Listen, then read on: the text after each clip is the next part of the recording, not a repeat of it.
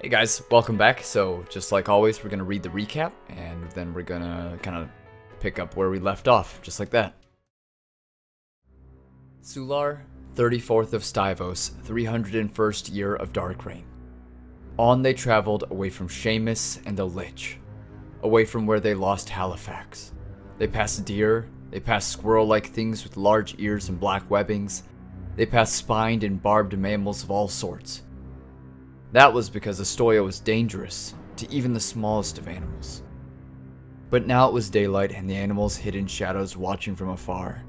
They weren't used to the light, and they weren't used to being seen by travelers. It must have been frightening for them. Rylon and Eamon could relate, surely. And just like being back in the west, or the south in Eamon's case, the sun set and the day came to a close. Dreams could be frustrating. They'd mirror what you thought of most, whether it be conscious or subconscious. Rylon was far from his northern treading allies, and thoughts of the Lich were fresh in his mind, so he dreamt of it. One could have predicted that he'd seen as many familiar figures as he did, and amidst armies no less, but it was strange for him to see figures that he had not yet met, but did exist. It was then that the line became blurry between dream and vision. He could see the grey spine far west of the rolling hills that made up the scenery of his dream, or so, that's what Talstar had called them. They spoke briefly and were cut short when Talstar told him that he needed to wake up. He was told that he wasn't alone, and he woke with a start. Ilfharyn stepped forth from the woods and acquainted himself with the duo of travelers. They'd be quickly pressed into trusting him when a swarm of six-winged bat-like creatures with razor-sharp teeth in rows began to fly in pairs, then clouds, and finally a storm of them around the party. With strong timing, he was able to summon forth an invisible dome for them to take refuge in, just before a flying serpent with oily scales came flying low through the night and just over their hideaway. It was a warm place for them to sleep, but morning was not the same without Halifax's cooking. Rations would have to do for now, because they'd still have to eat, well-cooked meals or not. The rest of the next day was spent traveling further toward Nova Ostoya and getting to know their new acquaintance. If he could cast the invisible dome each night, he was valuable to keep around.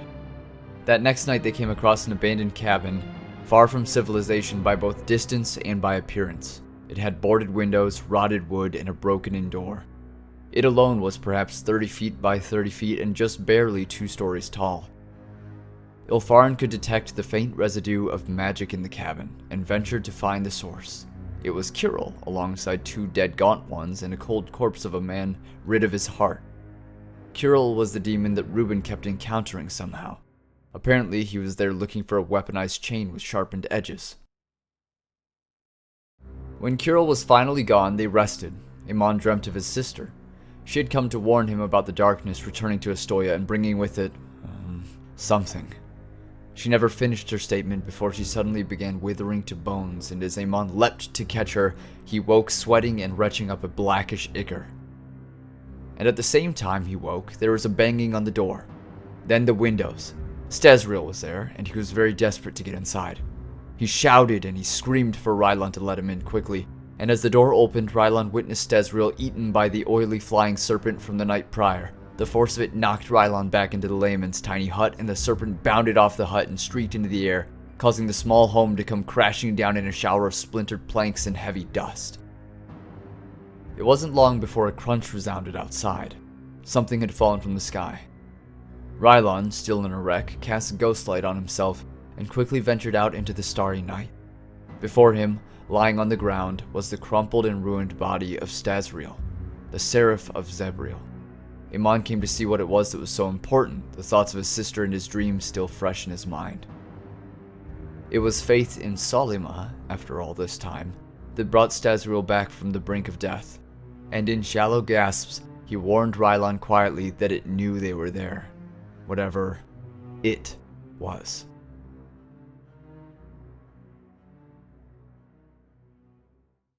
And so, we resume. You guys are kind of like in the morning of the 34th of Stivos. The sun has not yet started to rise.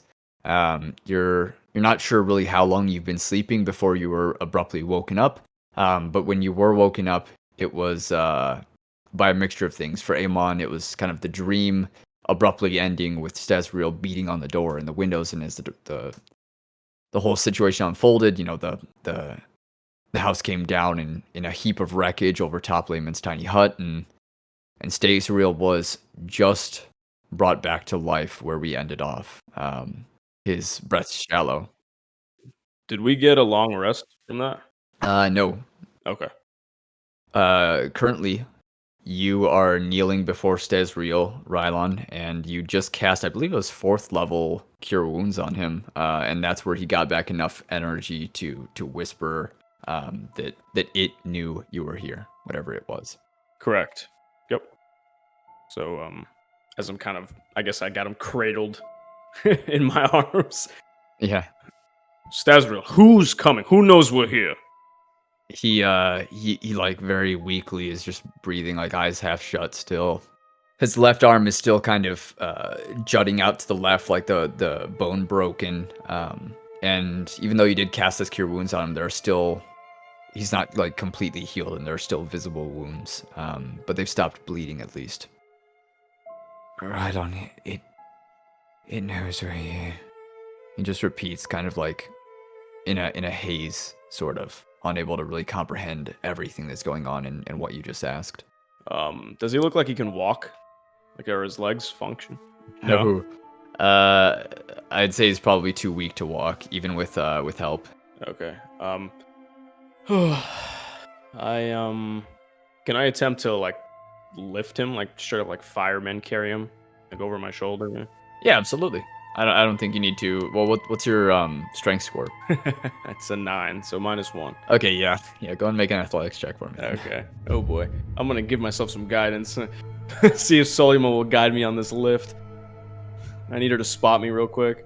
16 plus 3, so 19. Okay, 19. Yeah, it's like there's just all this adrenaline rushing through you right now with what had just happened. Like it really happened pretty quickly. You opened the door.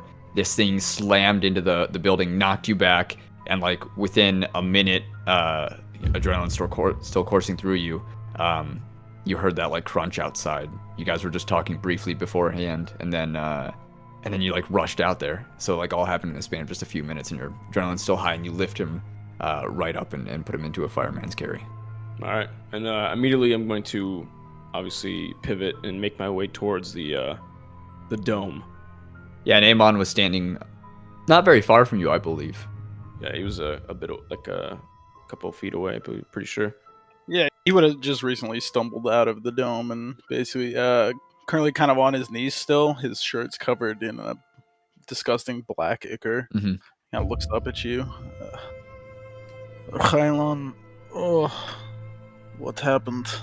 I'm unsure. But clearly this serpent-like creature just had a field day on my friend. We need to make it back to the dome into Ilfharyn as soon as possible. Keep your eyes on the sky and see if you see anything coming. I'm sure whatever's there is still lurking around. The sky? He seems completely out of it. Not really looking towards the sky, as you said, just staring off with a glazed look in his eyes a little bit. Mm-hmm. Rylon, I need you to do something for me. Right. I will help you whatever you need to do, I promise. But we need to get back to the dome. It is not safe out here. Dome. He starts like shaking his head, and he stands up and begins limping back towards the hut. Mm-hmm. And you see that it's like surrounded in rubble or like splintered planks. I mean, and the splintered planks are like covering the top of it, all around the sides of it, except for like a single path that was kind of like. It's not entirely cleared out, but it's like a deer trail kind of, where it's walkable because you guys had just come through there to get out of it, and so you're able to get back into it, and you find yourselves back in the warmth of Lehman's tiny hut. Well, I don't think Stazriel can get in. Yeah, you can't. Oh. So as we're coming back, because I believe Ilfharyn mentioned that.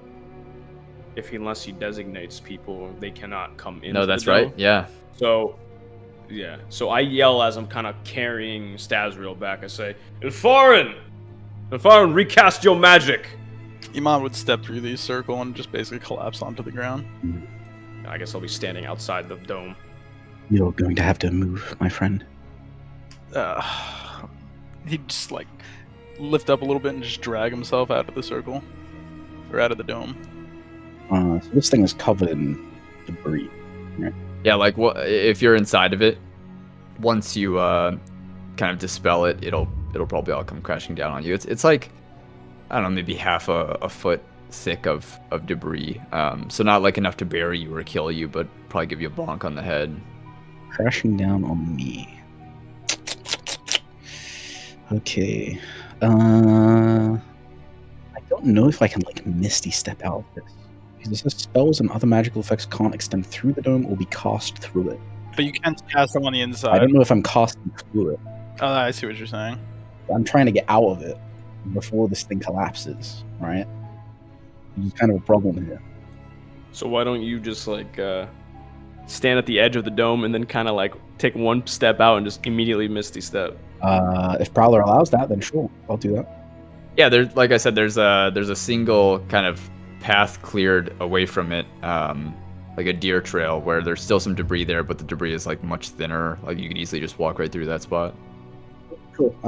So I'll kind of I will move pretty quickly, and as soon as I'm outside the dome, it's going to disappear, and everything's going to collapse. So as soon as it disappears, I'll Misty Step to avoid the debris, or attempt to. Mom begins scrambling backwards away from the debris, getting a shock to his system. Okay, and so you probably go out the same way that Rylon and Eamon, like the direction that they are, because that's the direction of like the sort of deer trail through the debris, and I'd imagine you, unless you decide to just teleport to where they are, if you're going the full distance, you probably end up behind them. Oh yeah, I'll teleport to where they are. Sure. Okay, yeah, and so you take like one step out, and the moment that your second foot like leaves the edge of the dome, you Misty Step and just vanish into like a thin cloud that dissipates relatively quick and reappear in another cloud kind of in an instant, right next to Rylon. Here. This anywhere's fine. Just include my friend here, please. While he's doing that, glancing up, do I see anything in the sky above us? So it's nighttime still. There's a dark and starry sky.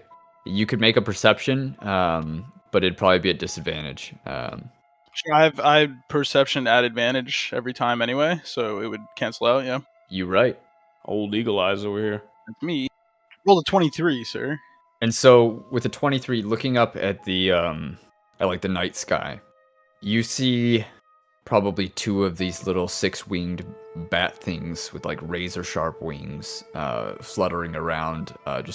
They make kind of like a buzzing sound as they fly around, because they have like so many wings and they're just moving so quickly. It's like listening to a fucking fly. But they buzz around and don't seem to be paying too much attention to anything in particular. But they seem to be sticking around the area, that's for sure. Gotcha. Okay, yep. He just kind of glance up, notice that, and I believe Nezzy was casting this spell. Yes, I will cast it regularly, not a ritual. So 1 minute.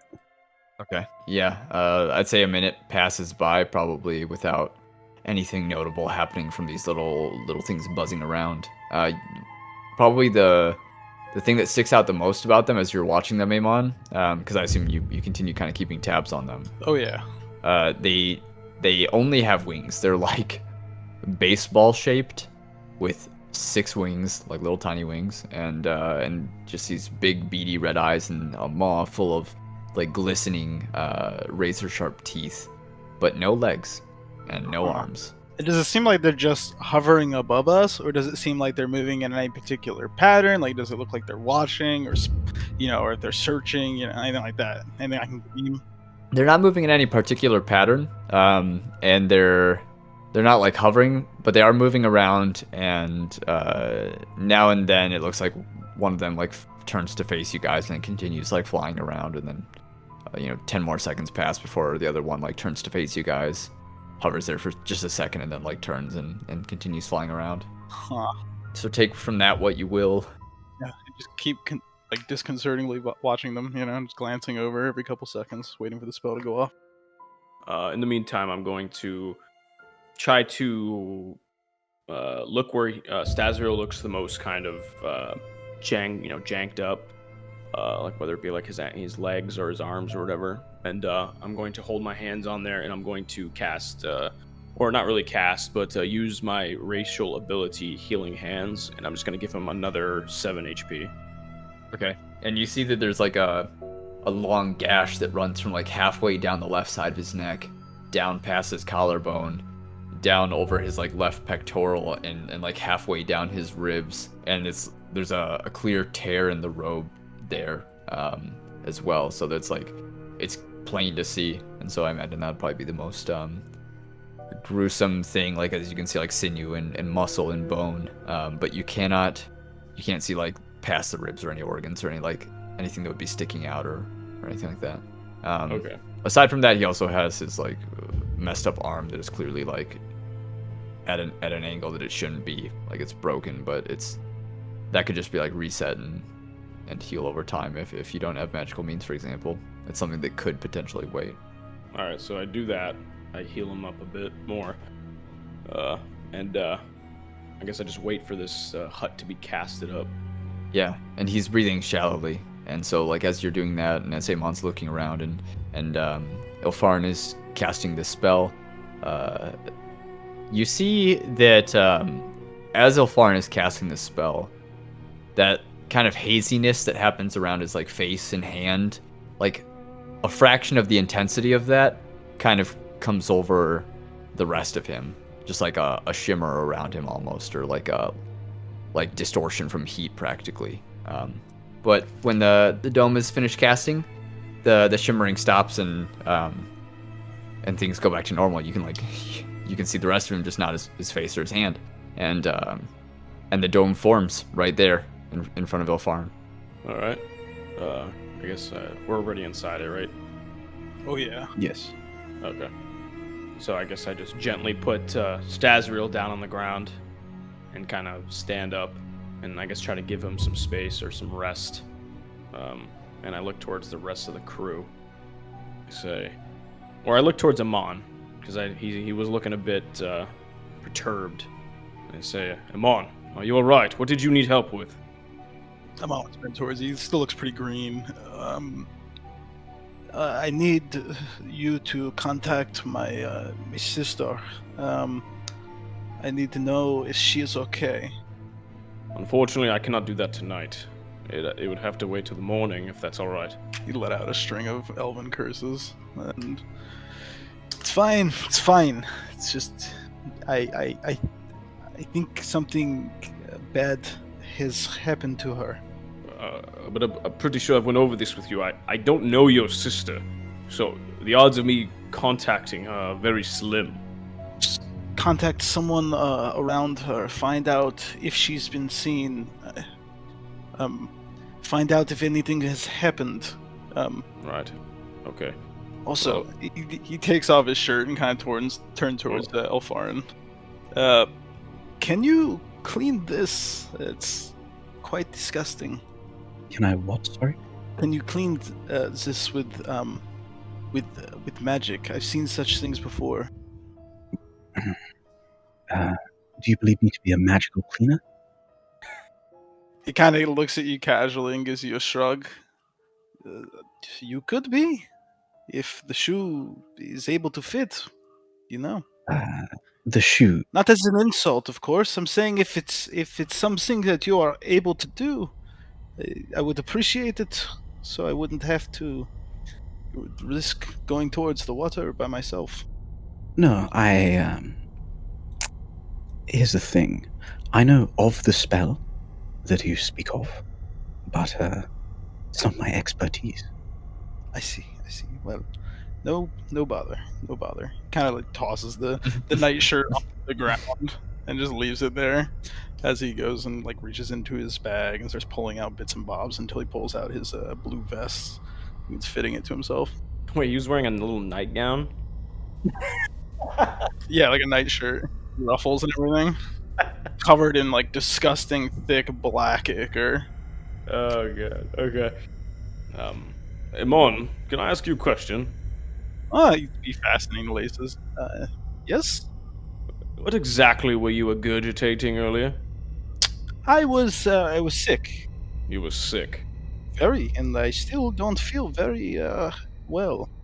No, I mean, no offense to you, friend, but But as thank you. a healer, I've been around a lot of sick people, but I've never seen anyone throw up an abundance of black ichor. Well, When people vomit, they tend to bring up what they ate. No? he kind of scratches the back of his neck. I don't think that I ate anything so vile, but certainly it is a strange thing. Yes, I believe it has something to do with the whole changing my arms into giant claws and my bones breaking without my choosing, my skin turning hard. All those things probably has something to do with that. What? What? Oh, he turned towards Ilfharyn.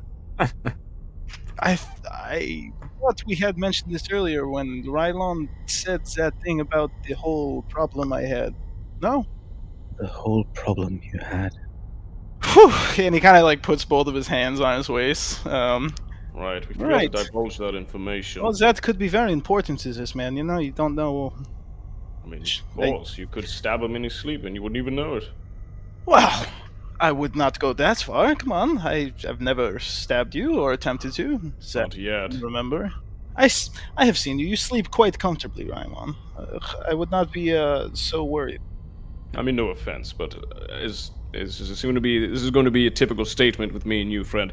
But my friend Matisse, who suffered from a similar affliction as yourself, often had to be bound because she could not control this curse, as it were. Well, there are certain things that I can't control, but other things I can. So it really depends on your perspective, I suppose. Yes, Elfarian, I am afflicted with something that's not good. It's like Rylon said, a curse. But it's not dangerous for you. You should be fine. Gives you a smile. It is not dangerous for me. I don't think so. Have I hurt you yet, Rylon? No, but may it not be personally danger, like he might not attack you, but the consequence of being around him might be dangerous. Okay. But then again, as it will be with and I'm sure anyone who took a gander at you, Ilfharyn, no offense, would arise suspicion. I have been attacked before. It is quite a horrible appearance. It's not great. Mm-hmm. It's many eyes. He pulls his fingers at you. And this affliction, when or how or Many years ago, I don't know how. It just popped up. It just happened. But if I had to take a guess, I would say something to do with my old manor, my old home. Something happened there that I don't know, but I'm sure to find out one day. uh-huh. Why don't you just show him so he understands? He kind of glances at you. It's like, are you sure? But you have control of this? Some things with it. It depends on which part you're referring to. If you're asking if I had control over that, he points towards the black ichor all over his nightgown. Then no, I have no control over it or something like that. Mm-hmm.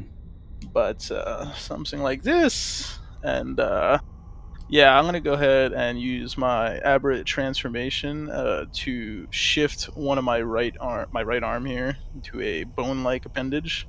It's gonna be like a front object. It kind of cringe while he's doing this, as if it's absolutely not pleasant. And Like a club, kind of. yeah, like a club, and like the muscles would retract back up his arm, and his like further up his arm would get thicker as like one large bone would form as the bones reform to a large club. Yeah, and you guys know that like twitching that happens with muscles when they're when they're like having spasms, and you can see it beneath the skin. It's like that kind of effect as like the muscles are all like rippling back up and kind of like bunching up in his shoulder, and like bicep, making room for like this bony kind of structure to form. Is it like a hand, or is it just an? It's like a solid club, like It's like a club. Like a caveman club. His arm Like is your turned stereotyp- into a club made of bone. from like the forearm down, right? Okay. Yeah, Right. yeah. Like the rest of it, like the muscle and stuff has retracted, and the bones have reformed into a large club. That'd be like from the forearm, the size of like a large fist. It'd be like a pretty big club. Right. Okay.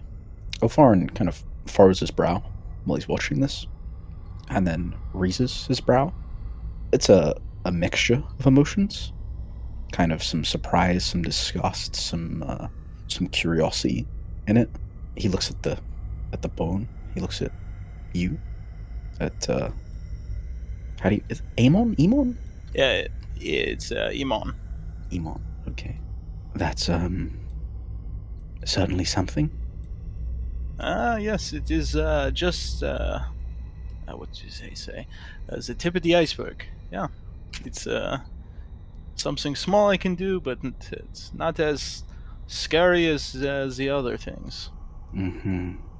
But this again is something you have full control over. This part. And he gives you another smile. This part. Well, kind of looks between the two of you.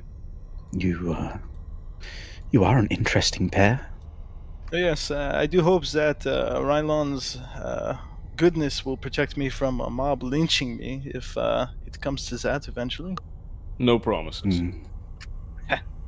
I tried that once in Grabenstein, and it didn't work too well for my friends, so we ended up having to skip town without so much as an encounter with a fabled creature. So, but here's to hoping, I suppose. Okay, so I am trying to stay positive, Rylon, but I received some bad news from my sister, or at least what I think was my sister. What do you mean? Well, she, before, of course, she disintegrated into some dust. What? Told me that the darkness was going to return to Ostoya, and that with it would bring something horrible. And he looks up at you, and he looks real serious now. Like he dropped his kind of joyful attitude. But this was she send you a message, or you said this was a vision, or? In a dream. Oh, it sounds like just a dream, Eamon. You know, I can't say that I've ever dreamed of the Ostoyan Empire or anything to do with it before, other than perhaps this fabled obelisk, but I don't think this was a dream, and I am most concerned for my sister. You know the rules of the Ravencourt Sanctuary? I know nothing about the Raven Court. They make you swear an oath of secrecy, and she may have broken that oath. I have never gotten her to say anything about the Ravenclaw Sanctuary before, but Ravenclaw? Ravencourt. Raven Crab Raven Crab Sanctuary. Then Bonstead Rivendell! Fuck! Alright. The Ravencourt Sanctuary. But, this warning, it does scare me. It's... Well, Ilfharyn, are you knowledgeable about the Raven Court? You're the studious type, right? No. No. I mean, well. not to the studious type question, of course, but not the Raven Court. No. No, my knowledge came from elsewhere. All right. Well, unfortunately, there's nothing I can do right now about your sister, and like I said, I can contact my friend Matisse, but that will have to wait until the morning. Yes, and I do think that we need to get to Nova Ostoya as soon as we can. I agree. We're not too far yet. I think we are about a day or two, perhaps, at the most. He would look towards God. You guys are about a day and a half away. Right. So, I think, all things considering here, I think we should, get the last bit of our rest that we can get left in this dome and get moving in as quick as possible. Is your friend going to be able to move himself? I look down at Stazriel. He's like gently breathing right now, kind of back unconscious, but still, alive, and he's kind of in like a bit of a sweat. Looks pretty warm. Maybe he'll wake up in the morning. Maybe he'll stay unconscious. Who knows? Can I make, like a medicine check? Definitely. Alright. 16. 16. So like his arm is broken, right? It's judging by how swollen it already is, it's possible that he could develop compartment syndrome, and if that isn't healed in the morning, he could need it like removed, his arm. With that roll, would I know how to treat compartment syndrome? I mean, magic solves all things, really, but Right. but that does occur to you, and probably if you had not done that medicine check, I was just gonna let it slide, and that would just continue to get worse until. So you would have killed my friend, right? Okay. Again. For the third time in 2 hours. Well, judging by this glance over, he's going to need a lot of attention for sure.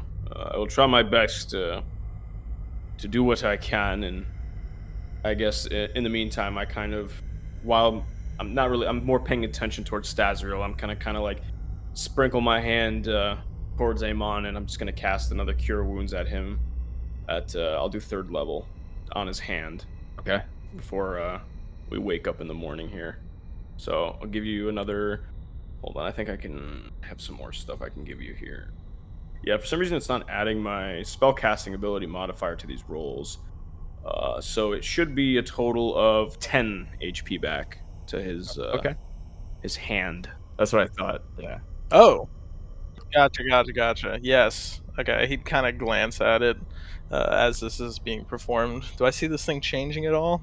I try to wiggle my fingers. So like as coming back to what it was like before, or he just did this. Pretty much at the first knuckle where like your fingers meet your hand. From then on down your 4 fingers, your pinky, ring finger, middle finger, and index finger, was gray and like lifeless and no nerves or anything like that. And as he kind of heals them back up, or heals them to some capacity, you see the color kind of come back into them up to all the way up to the final knuckle before the end of each finger. Can I move this hand yet? Like the fingers. You can move the fingers, but you can't move like the last knuckle, the last joint, Gotcha. in the finger. So it's like when you move your fingers, they're just like oddly straight, like from the middle knuckle onward. I'm going to throw so many pittance through that little shit when I see him. You and me both. And he would tap on his side with the pittance, the last of the pittance he has left. Yeah. For the listeners, that, because I don't believe that part was recorded because that was before you guys had made it to the mansion. Right. Foscateel, when he started showing up as illusions outside of Halifax's mind, he couldn't be interacted with physically, but Halifax and Eamon would throw pittance at him, and they would just kind of like phase right through him. But now Halifax has taken, or Halifax was taken by Foscateel back into the Aether. The bastard. Just getting justed left and right. Yeah. Alright. I state, I hope, between Stazriel here and you, Eamon, hopefully my friends in the north found themselves a powerful healer to do what, hopefully a bit of what I can do, because our travels have been not easy. And I cannot imagine whatever is encountering up there in the Cindergast is even easier, so hopefully they're alright. Yes, well, thankfully I have a list, and all I have to do is follow it. Hopefully, this affliction will go. Hopefully. By I've the already way, gotten the book unread. that's what I was saying. I was about to say, do you mind reading it for a story before we go to sleep? Uh, no. Okay. Was that humor, Rylon? Is that what that was? I believe so. I'm still working on it. I see. I'm trying to be more personable. He gives you a smile. It's a good attempt. I appreciate the effort, Right. but There's like a flashback as he's talking about being personable in Rylon's mind of like all the times that he yelled at Matisse.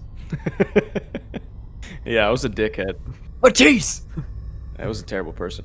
Alright. Shall we get some shut-eye then?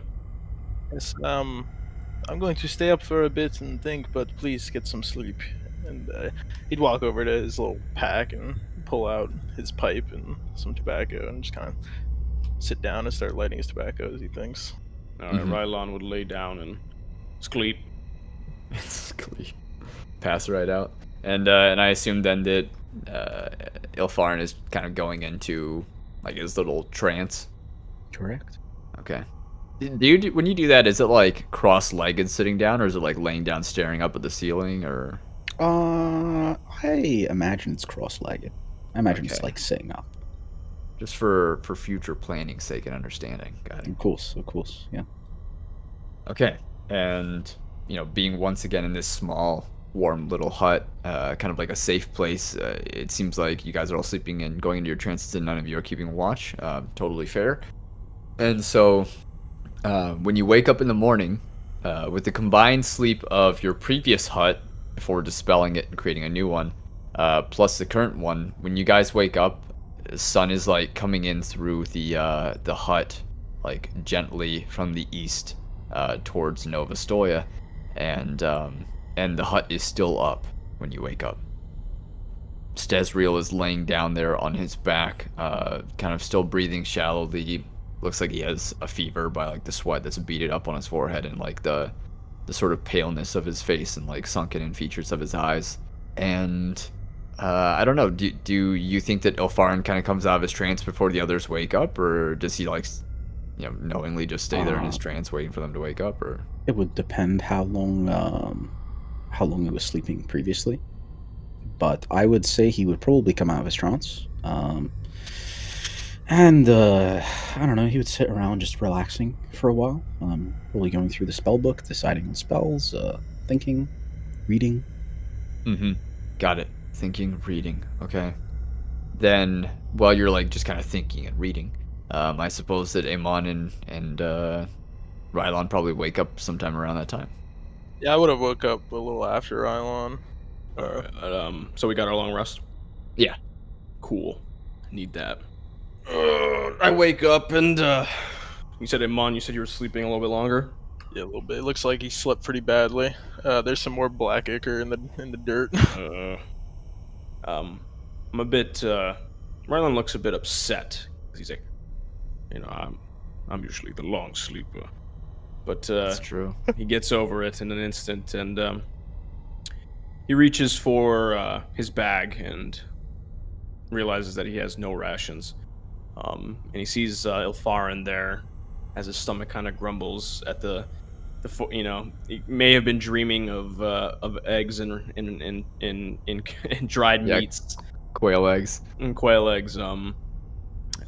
Ilfharyn, Mm-hmm.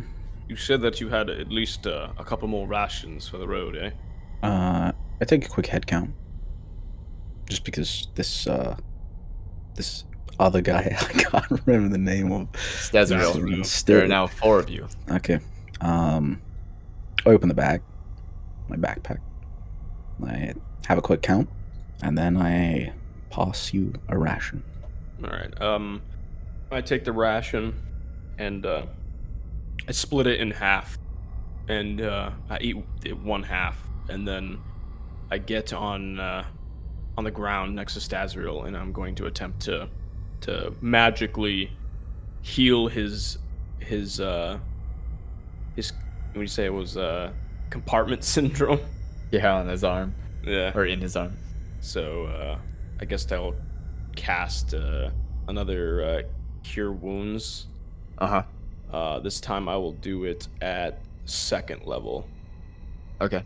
You notice that his forearm, like where the elbow joint is, like coming up to his wrist, is just like a football swollen. Like starts out fine and then gets really, really wide towards the center, and then like kind of goes back to being sort of fine. But his his hand is swollen too, and his like biceps and triceps kind of area of his arm is swollen as well, but not nearly as bad as his forearm. And as you kind of heal his arm, you see like little twitches as like practically magnetically these bones are kind of like snapping back to each other and then like pulling themselves back into what is a natural placement for them.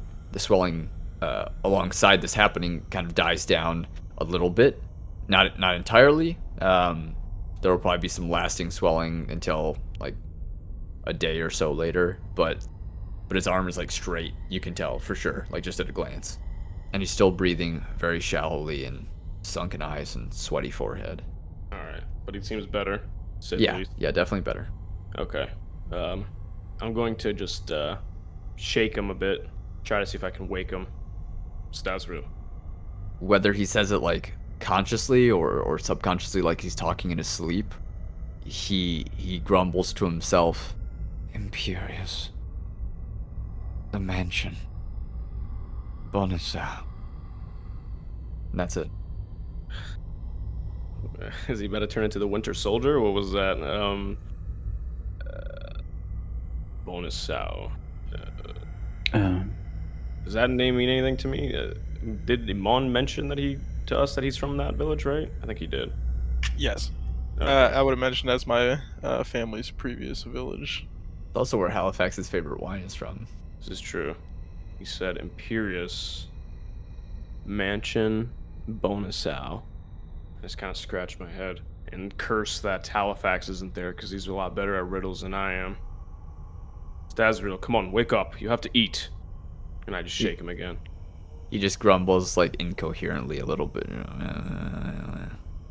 As we begin calling for him to wake up, Eamon would stretching out of his bedroll, just, rub his eyes and kind of sit up. So, not dead yet. Good. Another good morning. Rylon, being so close to Stasril, like yeah, you've been close to him in like face-to-face conversation, but never like this close where you're like healing him and hovering over him, trying to get him to wake up and feeding him and stuff like that. You notice around his wrist is kind of like a very thin gold chained bracelet with a single kind of trinket hanging off of it. It looks like a thin rod, like as wide as a pencil and maybe as long as like a pinky finger, just like dangling from this little bracelet, and it's got like a very faint glow to it. I'm gonna take a look at it. I will kind of grab it and unhook it or unholster it, whatever, and examine it. As you remove it from him, it ceases to glow. I place it right back on. I put it on his chest, just kind of like plop it there, and it continues to glow. I'm going to, in my mind, think it's probably some sort of focus. So I'm going to just put it back where I found it. Mm-hmm. Okay.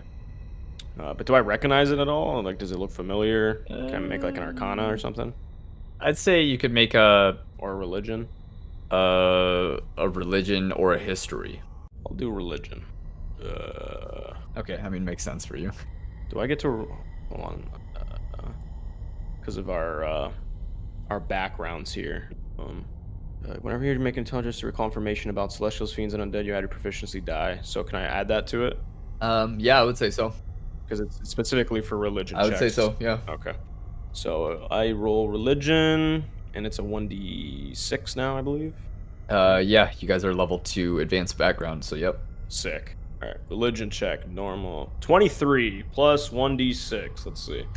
24. For the listeners, really quick to explain. So we use a lot of Grim Hollow stuff from Ghostfire Gaming. One thing that they added in their campaign guide and touched a little bit more upon in their player kind of handbooks equivalent is advanced backgrounds, which are like a step up from normal backgrounds, where it's kind of like you gain feats, sort of. You have like these specialized backgrounds that you pick from different categories, like aristocrat or beggar or whatever.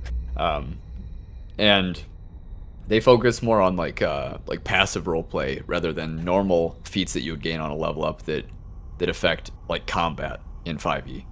And so it makes it so that characters really do feel kind of specialized in what their background is. It's really cool. But anyway, so you roll a 24, and you find that you recall seeing these kind of things before as a seraph. When you would converse with other seraphs, they would all have them and stuff like that, and you know what they do. Rather than like lug around a weapon all day at like a scabbard on their side, or lug around a pitchfork or whatever the hell weapon they would lug around, they just had these kind of trinkets that are magic and would need to be attuned to, and they would kind of, upon a thought from the user, morph into whatever weapon they were meant to be. And these little rod ones are like spears or pole arms or anything like that. That's pretty sick. I get a little bit more respect for Stazriel. Yeah. All right. So because he had to get out of the inside of that oily scaled serpent flying thing somehow. I suppose you're right. I look over towards Eamon as I try to give Stazriel, I guess, a little bit more before we pack up and ready to go. Eamon, what was the name of your sister again? It's Olinda. Yes. Olinda? All right. I'm going to try to contact my friend at the Raven Court. Do be cautious with your words, and recommend that the person, your friend, is cautious. I'm concerned. I don't trust them. All right. Let me try to think. Meanwhile, while he's like thinking up what to say, and because he knows in character the limitations of it, and so he's probably like Rylon would be planning it out. What is Ilfharyn doing? Like while they're kind of conversing off to the side, and Rylon is kind of bugging Stazriel and stuff like that. At the moment, he is his attention is kind of split between his spellbook and listening to these guys converse. Okay. He isn't really paying attention to his surroundings in the slightest. He feels way too safe in this hut. It's protected him too many times to count, and yeah, fair. He doesn't really care about what's going on around him. Got it. Cool. Is there any sort of noteworthiness of this spellbook, like any sort of specific aesthetic to it that you'd like to describe? Okay, I know the basics of it. I haven't thought about color or anything like that. Okay. But it's not like ornate, it's not like anything like that. The way I imagine it is kind of like a school book. Right? Okay, yeah. It's something that like the way I would imagine it, if a wizard goes to college, they get given a spell book, and that spell book they keep kind of the whole time. And these spell books are all kind of, they look similar to each other. Yeah, they're supposed to be like not mass produced, but easy enough to produce. So there's really no, it's not overly noteworthy. It looks kind of plain, if anything. On the front is written his name, and underneath that, or above that, kind of gilded, the only thing that actually looks fancy on it, it says Olmir's Gate. That's sweet. Okay. I don't remember what book series it was. So, I mean, if the author ever listens to this, I apologize, but I read a book series a few years ago that had like mages in it, and the way that magic worked was they would study for like years to learn a single spell, and it was because they would read the spell like in their head and it would be okay, but the moment they tried to say it out loud, the words would like jumble up in their mouth and like dribble off their tongue. And so they would have to like stand face to face or sit down face to face with another acolyte and like listen to each other saying it and be like, no, you said it wrong again. No, you said it wrong again. Like Mhm. this. There's also all of the notation stuff. So like Yeah. even learning how to write a spell, I imagine, would be a relatively difficult thing, and it's something Uh-huh. that you're likely going to have to be trained in. Yeah. Because a spell is a very complicated thing. It's hand movements and it's gestures and it's speaking and all of this stuff. For sure. So to write all that down is a little bit weird, especially Yeah. when you consider things. Maybe it's not just word. It could be intonation. It could be different sounds. It could be a whole plethora of things. Yeah, but by the time this campaign's over, Nezzy, I expect you to be able to recite every single spell in this archaic in this tongue. In the language. Yeah, for sure. Did you kind of come up with what you're gonna send yet, Rylon? Yes. All right.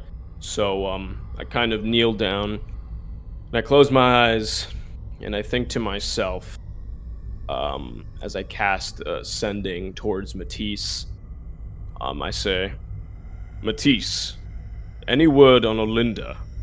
Her brother feels things might be grim at the Raven Court. Be cautious of them. Hope all is well. Let me know, and I'll send that to you so you have it. Okay, cool. And it takes a moment before she responds. Hey,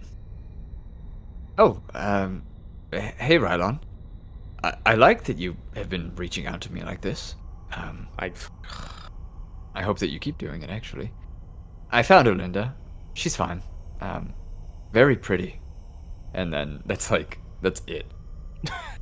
I open an eye, and I look towards Eamon. Your sister's fine. Apparently she's very pretty.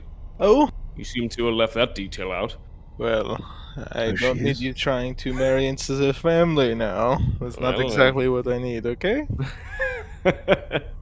Right, but I didn't gather much else besides that. And she said that she's fine, so she has spoken to her post last night? Well, I don't know about last night, but in Well, recent... okay. What exactly did she say? She said that she's fine, she found her, and she's very pretty. And then all Found. the information is not important. So she found her Yes, I'm assuming they're in some sort of previously. communication. Alright, you want me to send her another message? Would that make you feel better? Yes. What would you like me to say, Eamon, please? Tell her to please see if she can't find her again.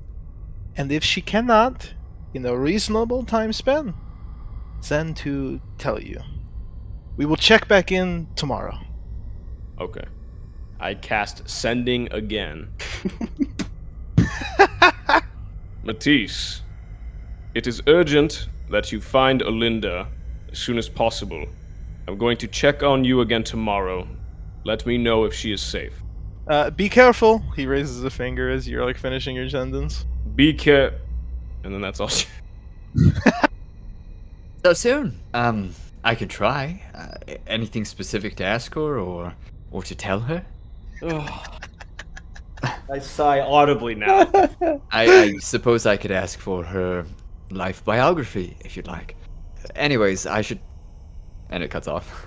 I recite that back, and I say, I'm not going to waste a bit any more of my talent, because just in case if anything happens in the day ahead, but we'll check in again tomorrow. And this woman is a mage? No, she was the one I told you about that has a similar curse to yourself. Right. So she is what, cleaning pantries for these people? Who knows? We met her in Olstenburg and agreed to help her cure her disease, and our travels landed us in Fallowheart, and that is where we met this druid who was some sort of savior or some all-powerful being that was a guardian of Fallowheart, and through his connections he was able to bring her to the Raven Court in hopes of curing her. Right. Well, perhaps in the next conversation, you tell her how imperative it is that she keep her messages clear? I would like to think that she's actually still talking to herself. That brings me a bit of joy. seems about right. So he turns towards Ilfharyn. You said last night that you don't specialize in this cleaning. So what do you specialize in? Why don't you guess? Well, he looks around him. Protection? Not too far off, I suppose. Hiding? Hiding. Still? Sometimes I have some illusion, sure. Eamon, for someone who's as perceptive as yourself, you're being quite ignorant right now. I imagine the way that Ilfharyn is like doing this is he's still like holding his book in one Mhm. hand, like reading it, and just not even looking at them while he's like continuing to read and answer their question at the same time. Yep. I never really studied magic. All I know is what my sister showed me, and the little powers that came naturally. What do you know about magic users? That there is different kinds. Like my sister, who studied day in and day out and can do some simple tricks and some more interesting things, and then there is my kind, at least, which is given the ability to cast spells, and it's from different sources, I would guess. Well, my guess, if you don't mind me being a bit ignorant, Ilfharyn, that based on the way that the other day that you quickly put your hand at your sword, is that your book and your sword are almost one in your focus. That would be an astute observation. Huh. I hadn't noticed. Wow. Look at that. Well, you were in the other room and we were on the stairs. It's nothing. But regardless, to be quite honest with you, Rylon would pull out this knightly sword from his back. This thing was given to me recently, but to be quite honest with you, I don't think I can swing it any proficiently at all. But it is quite a wonder that you rely so heavily on that sword. I've never seen a caster do something like that before. How do you have time to study and also practice martial abilities? Farron peers up from the book. He looks at the sword. Is the Sword of Rapier? It's a knightly sword. It's one of the swords that is detailed in the Grim Hollow Player's Guide. Yeah, it's like a long sword. Yeah, So it's similar to a longsword, but it's like way better because it has just so much utility. But like in appearance wise, it's a very kind of gothic, vampiric looking kind of crafted knightly sword where it's got the guard is like bat wings kind of that come to sharp points at the edges, and the pommel at the bottom, rather than being like a sphere, is like just like a cone that comes to a sharp point at the bottom, and the blade itself around the very edges of it, it's kind of got that same sort of distorted heat effect around it. You would probably be familiar with that kind of effect being like a typical like uncommon magic weapon, like a +1 variant of a sword. Farron peers up from over the book. His eyes kind of trail from the tip of the sword to the hilt. And then he shakes his head. Not that. Yes, it is a bit of a brutish weapon. Yeah, it's not that it's brutish, it's that my training only uses... Okay, let me explain some things. Farron puts the book down. So, as you said, most mages, let's say you go to a college, you're going to pick up a whole bunch of spells. Yes, you don't just learn illusion or evocation or abjuration, any of these things, right? You're going to have a wide variety, depending on your teachers, your interests, all of these things, yes? Maybe? Well, I'm telling you this. Oh, is that the question I wasn't supposed to answer? Rhetorical, yeah. It was slightly right. rhetorical, yes. I see. So, when you go to a college, maybe you'll find some interest in a certain school. Yes, it doesn't mean that you only learn this school. All it means is that you like that school. You take some specialization into it. I didn't really do that. Instead, I picked up the sword. So you learned magic how? At a college. And instead of studying, you studied the sword. No, I did both. Okay, well, that seems Which brings reasonable. up my initial question: how did you have time to learn both? You have lots of time at a college. Some things go by the wayside, of course, but if you have a good teacher, and if you are interested in it and passionate, then you will find the time. And having an extended lifetime probably doesn't hurt. It true. certainly doesn't. Hmm. So what I do is blade singing. So you're a singer as well? No, the sword sings, What? or the rapier in my style. Like a bard? No, a bard's singing is from the vocal folds. Yes. Uh-huh. Such as the singing of steel, you know? I believe that is what he means. Yes. If you move, like the crack of a whip, if you swing a sword through the air, it makes a certain sound. Yes. I swing my sword. Very unproficiently. Does it make a noise?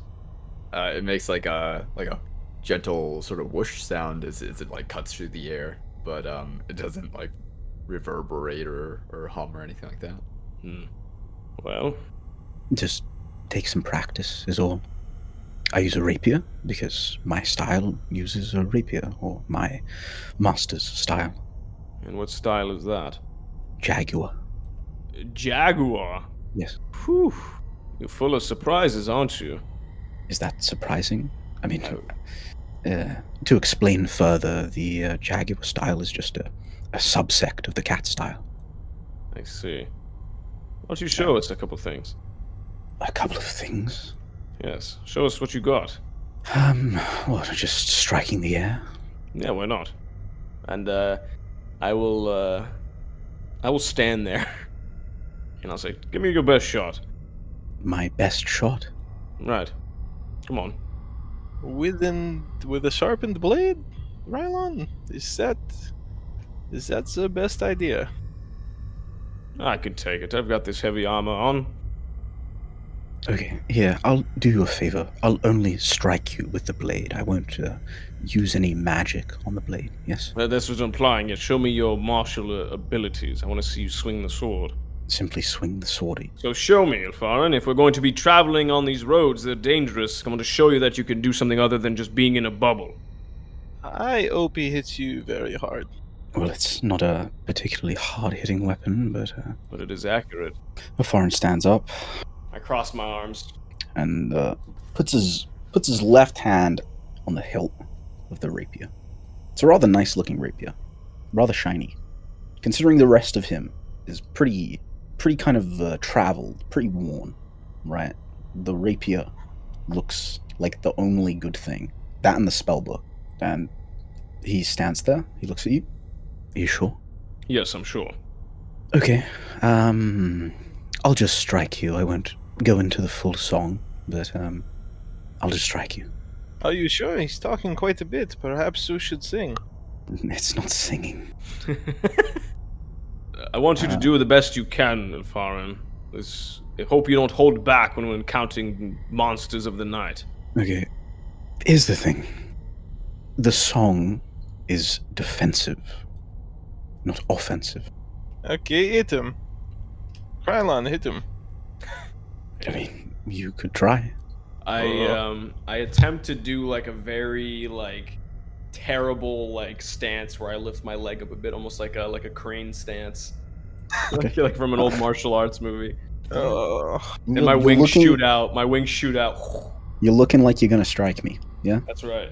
All right. I will go into the blade song. All right. So what does that look like? It looks like a stance. Ilfharyn draws his weapon, holds it towards you. It's a rapier, so it's reminiscent of fencing. Okay, and this is a very long weapon. So he's extending it towards you, and it's relatively close. And his entire body's behind it, slightly crouched, and he's kind of just waiting. All right. So as I'm holding this kind of this stance, immediately I'm going to kind of rush towards you, I guess, or just like lean towards you in a quick motion as I draw my sword. I'm going to try to swing at you with the knightly sword.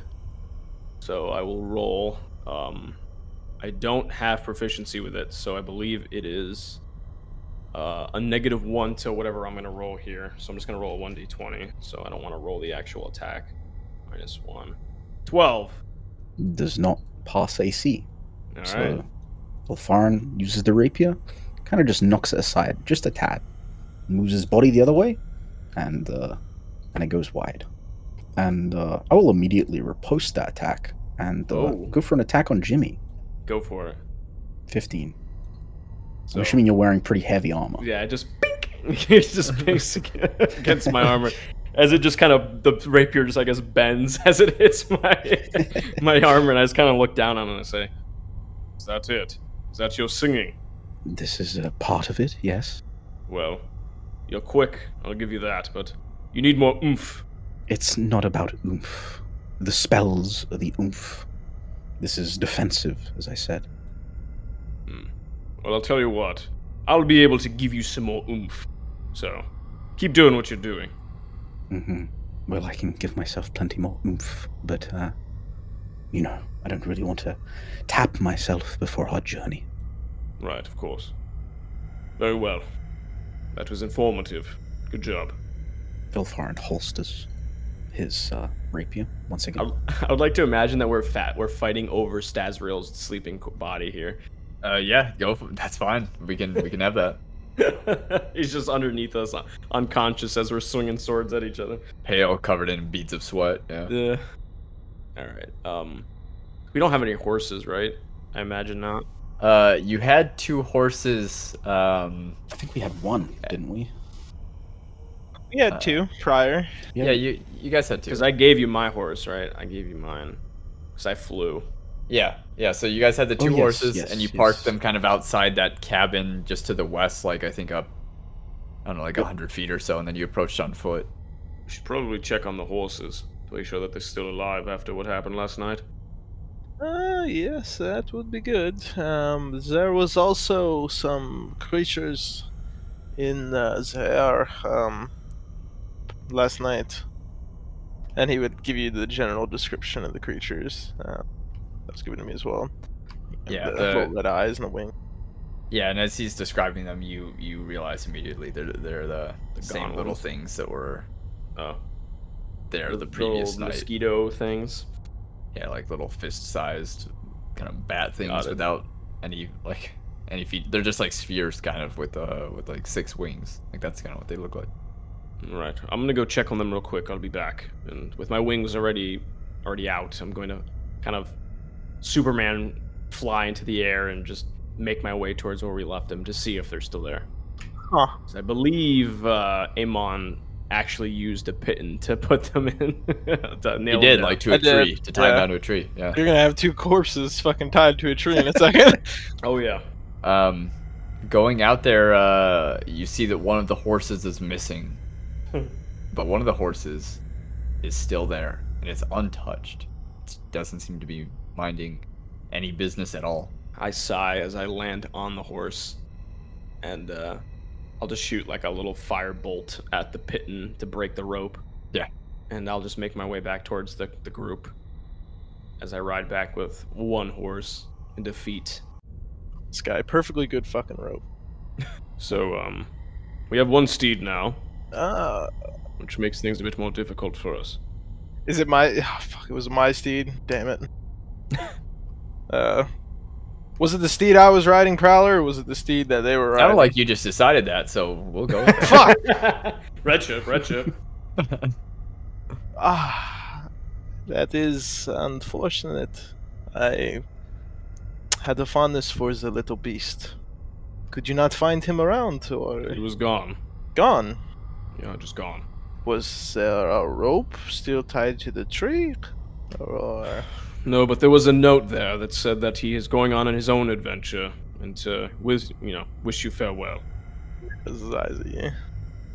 it's not very kind to leave a creature like that here in the wild to get eaten, you know. It was raised for a reason. Well, sorry to break it to you, Eamon, but in this neck of the woods, losing your horse is quite common. There's a lot of creatures that night that will, hell, we were riding one night towards Fallowheart, and a pack of werewolves ate our horse right in front of us. Sometimes there's nothing you can do about it. And sometimes there is. He stands up. You still have to eat your breakfast, yes? I've As had do mine. you. I don't much feel like eating today. And he kind of pats his stomach. I don't feel well. But what would make me feel much better is finding my horse. So I'm going to go search for my horse, and I will be back shortly. Anyone who doesn't feel like eating breakfast can come, you know. But I think this is something I can do. Well, by all means, good luck. We'll be here, packing up, I suppose. How far was this site? 100. Like 100 feet to the west is where you had pitoned them to a tree. Yeah, it's not too far. Yeah, I'm gonna take a jog over there. Okay. Um, You notice that you notice that there are just planks scattered all over, like 5 or 10 feet between each one, but they're just like it's like the building just exploded. The force of this massive, oily scaled kind of nightmarish serpent. right. Examining the tree where I left him. Does there seem like anything I can make out? Is the rope still tied to it, and is it broken? Is there like really deep hoof prints, like they ran off? You know, what am I seeing here? And what kind? Or if you want to roll, what kind of roll you want? The rope is there. You can tell for sure. I'd like you to make an investigation, or it depends. Are you more so examining the rope? If you are, you can make an investigation, or are you more so like looking for if it went anywhere? In which case, it'd be a survival. All right, I'll start with the survival here and check for obvious like deep hoof prints, like if it ran off. Whew. You don't see any hoof prints or anything like that. You rolled a 4, which is a natural Yes, a one for 4. you. You don't see any indication at all that it went anywhere. You just kind of taking a look-see around, just glance around in all directions, kind of realizing how deep they are. You know, they're just in the forest. There's no reason that you shouldn't be able to make both rolls, of course, just to be clear. I was just wondering which one it was going to be that you Sure. rolled first. So, about to give up, he would take one last glance at the rope here and give it like a tug and kind of see what the fuck happened. Mm-hmm. That'd be a 1, sir. That'd be a 2. A 2 with a minus negative 1 modifier down to a 1. Wow. The rope is there. It's still like nailed to the tree with the piton, and sorry, I can't give you any details. 1, that sucks. That's real rough. Ah, man. Okay. He would take one last look around, and with a sad look, mumble a few words at Elvin, and jog back to the camp. Man, Eamon sucks. I guess at this point I would have started packing up and rolling up all the beds and stuff like that, and I guess turning our one last horse into a pack horse, and I guess I'll pick up Stazriel as well and just kind of throw him over the horse. Yeah, the swelling on his arm has gone down mostly by now, but he's still like unconscious. I mumbled to myself, "I'll never let you live this down." Ugh. And I guess we see Eamon jogging back. I suppose we'll put him on the horse and, you can fly, so. At this point, it's irrelevant if I fly or not, but... It's good for scouting, no? I suppose, but... Rylon, sometimes you are right, and there is nothing you can do. What do they say? You know, sometimes a broken clock is right twice a day, right? And yeah, I suppose so. You are right. As you think about the clocks that they have in these houses. Uh, bastard horse. Classic Ostoyan grandfather clocks. Yeah. Right, well, unless any of you guys object, I'm going to place my friend on the horse, because he clearly cannot walk, and no offense, I'm not very strong enough to carry him the rest of the way, and we do have a bit of travel ahead. Yes, yes. Let's get moving as soon as possible. And to your point, Ilfharyn, I'm going to keep the flying to a minimum the closer we get to Nova Ostoya, because the last thing I want is those bloodsuckers to recognize me being a seraph walking into their sanctum. So I will walk alongside you all. That's fair. And let's do avoid hollowed ground, please. I've had that incident before. I will try my best to keep an eye out. Gives you another one of those smiles. Thanks, buddy. Appreciate it. Right, let's go. Pack up the rest of his things, slap it on his back, and start moving. Okay. So you guys travel out towards the east by northeast onward to Nova Ostoya. You guys are only a day and a half away. And you guys, like, with daylight here, Ostoya is like a completely different place. Whereas in the west, there were creatures that were adapted to the daylight and would still harass people. Kind of in Ostoya, most things that you would encounter were almost dependent on there being no light to be able to come out and roam around freely. Now everything is just like terrified of the light. Like even mundane mammals like those deers and those squirrel-like creatures that I mentioned before, they just hide in the shadows, like the crooks of where the branches meet the trees and stuff like that. Out of curiosity, Prowler. Yeah. Because I can't remember if we went over this, but from where I'm from, right? Was it perpetual darkness that far in the future? Probably not. Okay. So at this point, like, it being in the darkness was something new to me, I guess. Yeah, I'd say so. Okay. So I guess it's a breath of fresh air to see the light again in this place. And so you guys continue for probably a few hours, really unimpeded. Like I said, you see these mammals and stuff like that off in the corners of trees and whatnot. And most of them, they see you from a distance and they you hear them running off, and just like 3 or 4 small groups of these deer just like sprinting off and like hopping through the like fallen tree branches and stuff like that. And then a few hours into your day, like just past midday, Stasriel wakes up. Rylon? I immediately kind of come to a halt Rylon? as I look over. Yes, Stasriel, I'm here. He's like squinting his eyes, barely opening them, kind of still weak. Do you have water? I reach down into my water skin and I hand it over to him.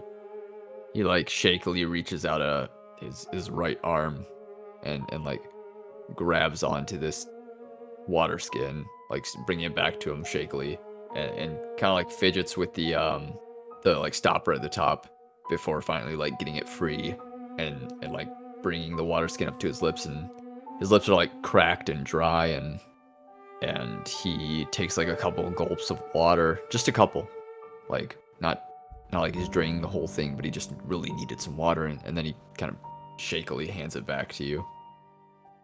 I hand him his half of my ration.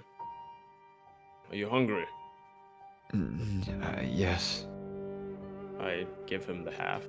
He kind of nibbles on it, doesn't really take any large bites. Kind of like somebody who has like the flu, for example, like just like they're hungry, but they don't really have an appetite, you know? Mm-hmm. And so he's just taking small nibbles of it and kind of chewing it more than he needs to and gulping it down very slowly. Rylon, what did you do to it? To what? He pauses for a long moment, like trying to collect his thoughts. Damn to Olmir. Damn to magic in its chaos. Rylon, what did you do to that vampire steed? That vampire steed. Are you talking about when we were flying with the Bat Rider? He very meagerly nods his head. Very weakly. I banished it. Rylon, banished it to where? I'm not sure. Wherever it came from, I imagine. And whatever was easier to get it away from us. He reaches out his hand again. Water, please. Hand him my water. He takes another gulp, takes another bite of this half ration that you gave to him, hands you back the water. Rylon, magic is chaos. Magic is what saved your life. Rylon, you don't understand. I don't understand what, Azrael. I believe that you sent it into the aether, Alright, well, what does that mean? and it came back changed. Came back changed. How do you mean? It was only gone for less than a minute. How could it be changed? A minute in the aether, Rylon. A minute here is years there. So what are you saying? That there's some sort of aether-ridden wyvern riding around the skies of Ostoya? That is what attacked us last night? That gargantuan creature was that small wyvern that we've encountered several days ago. The aether is the spark of all creation, Rylon. He kind of nods off like he's about to fall back asleep and catches himself a little bit. Rylon, the temporary save for yourself has brought back something monstrous to this land. And then it will be dealt with just like the rest. It is a cheat, A cheat. a shortcut. What are you implying, Stazriel? And use your words carefully. I'm afraid that if you cast it again, if something else would be sent to the same place and come back something worse. Rylon, look at him. And he kind of directs his eyes towards Ilfharyn. So you don't have to poke fun at my friends. Look what magic does to people, Rylon. Right. You don't have to look at him, look at us, Stazriel. Look what magic did to us. It happens all the time. It keeps moving. It does not stop. It doesn't mean you have to stop for it. You can throw a rock into the river, but the river keeps flowing. He nods, kind of submitting. Whether or not he agrees with it is unclear, but just perhaps not wanting to argue. You're right, Rylon. I did what was best in the situation at hand. And if I didn't do it, who knows what would have happened? It would have been the death of myself, Halifax, the Bat Rider, everything. In this whole entire mess that we found ourselves in, that I found myself in, would have been for naught. If it's something that's changed, or that's negatively impacted this world, then so be it. Just another thing added to my grocery list here. Things to fix, things to change.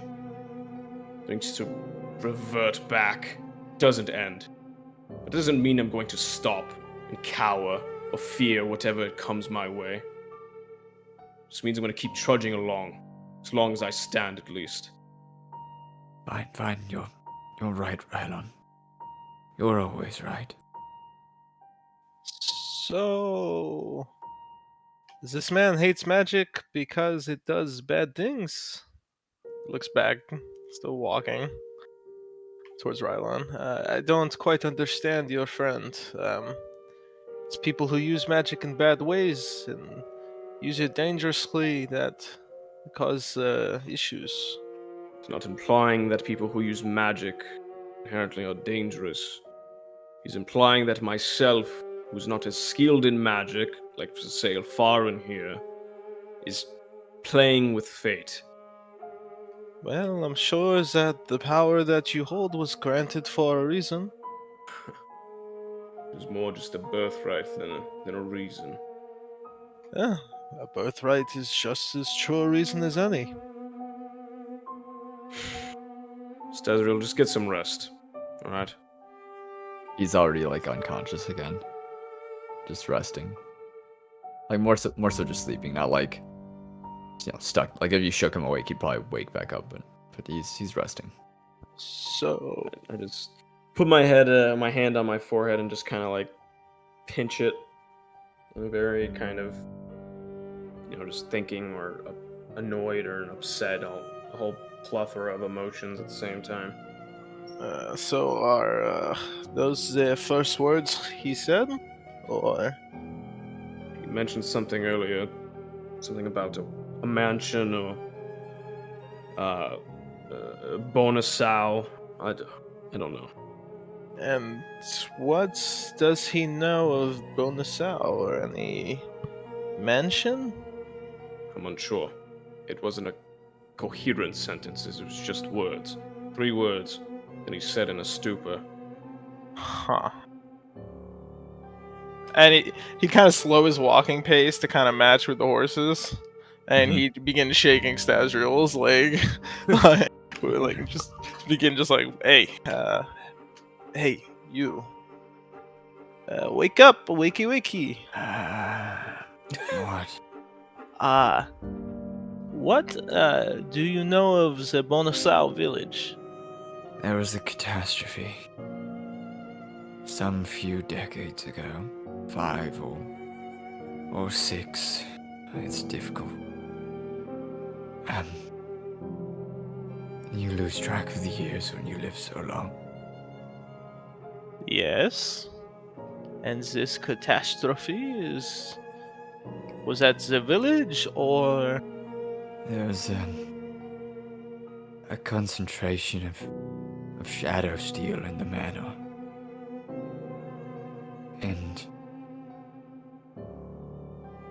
And it opened up a rift. A small one. Small enough for the smaller creations of the Aether to get through. Go on, please. He looks rather excited, like his eyes are a little bit more wide. Please, can I not just rest?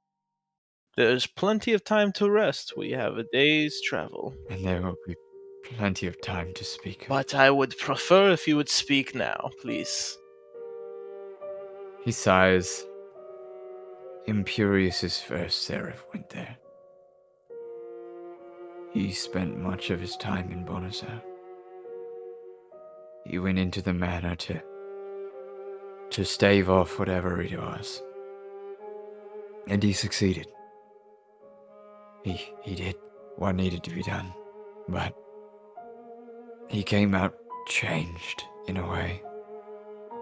I don't know what the change was, but he was trembling from what I heard, and shaking, and injured badly. And he flew east. But I don't... I've searched for this information, and I'm not sure where he went from there. Or why. And glances to Rylon, and he glances back to Stazriel. And how did you come about this information? I will rest now. I see he closes his eyes and fades back out. Would this be something I would have heard of, considering I've lived for a relatively long time? This happened centuries ago, obviously. Yeah, you were probably in Tolemil when it happened, I would assume, right? Because possibly, depending. Oh wait, no, exact sorry. date. This was about 6 decades ago that this happened. So How long ago was it when you came back to When I came back, yeah, to the, would have been only a few years ago. then I would imagine it's not something you're familiar with. Though I was born way before that, which is Huh. kind of what I'm saying here. Sorry, repeat that? What I'm saying is I was born like a while back, right? How Yeah, old were so- you when you dipped? When I dipped, Yeah, this happened when you were gone. okay. 60 okay. years ago. Okay, gotcha. All right. Yeah. And so he like looks like his eyes are kind of like, I mean, he had his eyes shut like the whole time he was talking to you, but it looks like he's kind of like letting his head kind of nestle back down into the horse's side. Let him rest, Eamon. He's had enough of his parlor tricks for the day. Gives him like a pat on the chest as he starts walking again.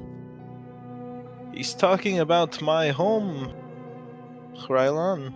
Talks about a lot of things. That's who he is. He's a seraph of knowledge. Of truth, he corrects. Oh, so you are still awake. Bastard. It seems he's a little heavy-handed with that truth, no? This is. I've never gotten so much information about the incident, so when he awakes, I would expect to hear more about his source. Well, his source is his god, Zabriel. And other information exchanged from other of those seraphs, so stuff that he's learned in his travels. You see when you say God, his posture kind of stiffens a little bit more. His shoulders kind of hunch a little bit. Says, so unreliable information then. Who knows? It's information. Whether it's reliable or not, doesn't mean anything to them. It's all the same. Well, I would like to hear more, but I suppose he's been through a lot. I mean, it makes some sense, no? What he's makes saying, I mean, sense? I wouldn't have been around for this, but what he's saying makes sense. And what exactly makes sense? The shadow steel, the ether, all of that. Entirely possible. Well, I don't know what my family would be doing collecting shadow steel. Must have been some sort of tribute or something. Perhaps some art. Ready? This is a shot in the dark here. You said that you have a master, right? And he wanted you to find this obelisk because it was full of this shadow steel, right? Yes. What if, right? Shot in the dark here. What if your family had a hoard of shadow steel for a while? This man, this master of yours, got a bit jealous. Perhaps maybe we influenced something that's happened in your family's home, hoarded what was left of the shadow steel, realized the value of it, and wanted more, which is why he sent you on this quest to begin with. He turns back and he meets your eyes. What my lord's wishes are with the shadow steel, I don't know. And I will not speculate on something I have no proof of, and I will not speak such ill as you are of someone I pay homage to. He solely is providing me with the opportunity to get back to my home, and I respect the man, even if he is a bit overshadowing. As you wish. I'll refrain from speculating any further. And I just kind of walk forward and keep it pushing on my own. I'm sorry. What was that about an obelisk? There is an obelisk in the Undercity in Ostoya. I need to find the location of it in exchange for completing a task. And this obelisk is has some link to shadow steel? It is made solely of shadow steel. Hmm.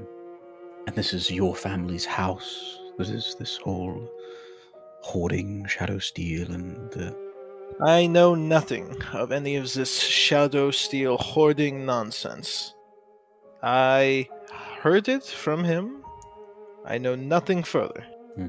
And if he says it comes from a god, I can't say any god would have any interest in passing on useful information about me or my family.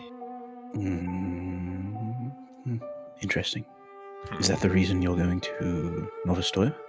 That is the primary reason, yes, as well as assisting my ally.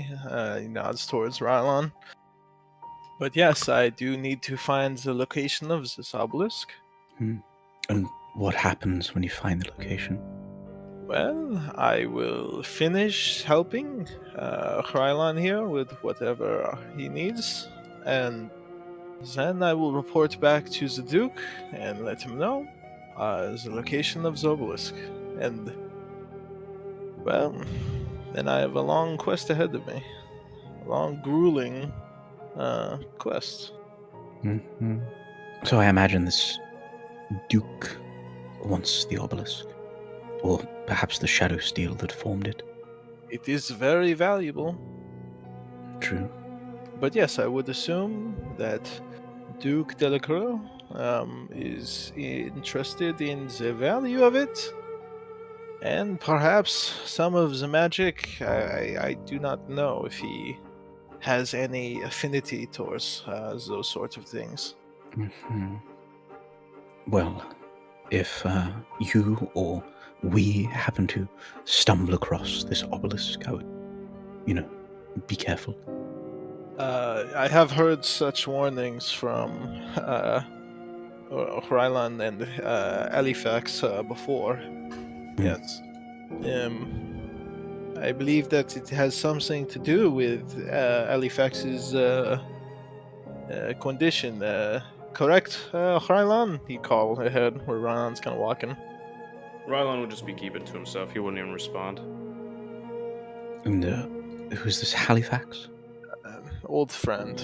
Well, a friend of Rylon's. A new potential ally for me, and a friendship left unformed.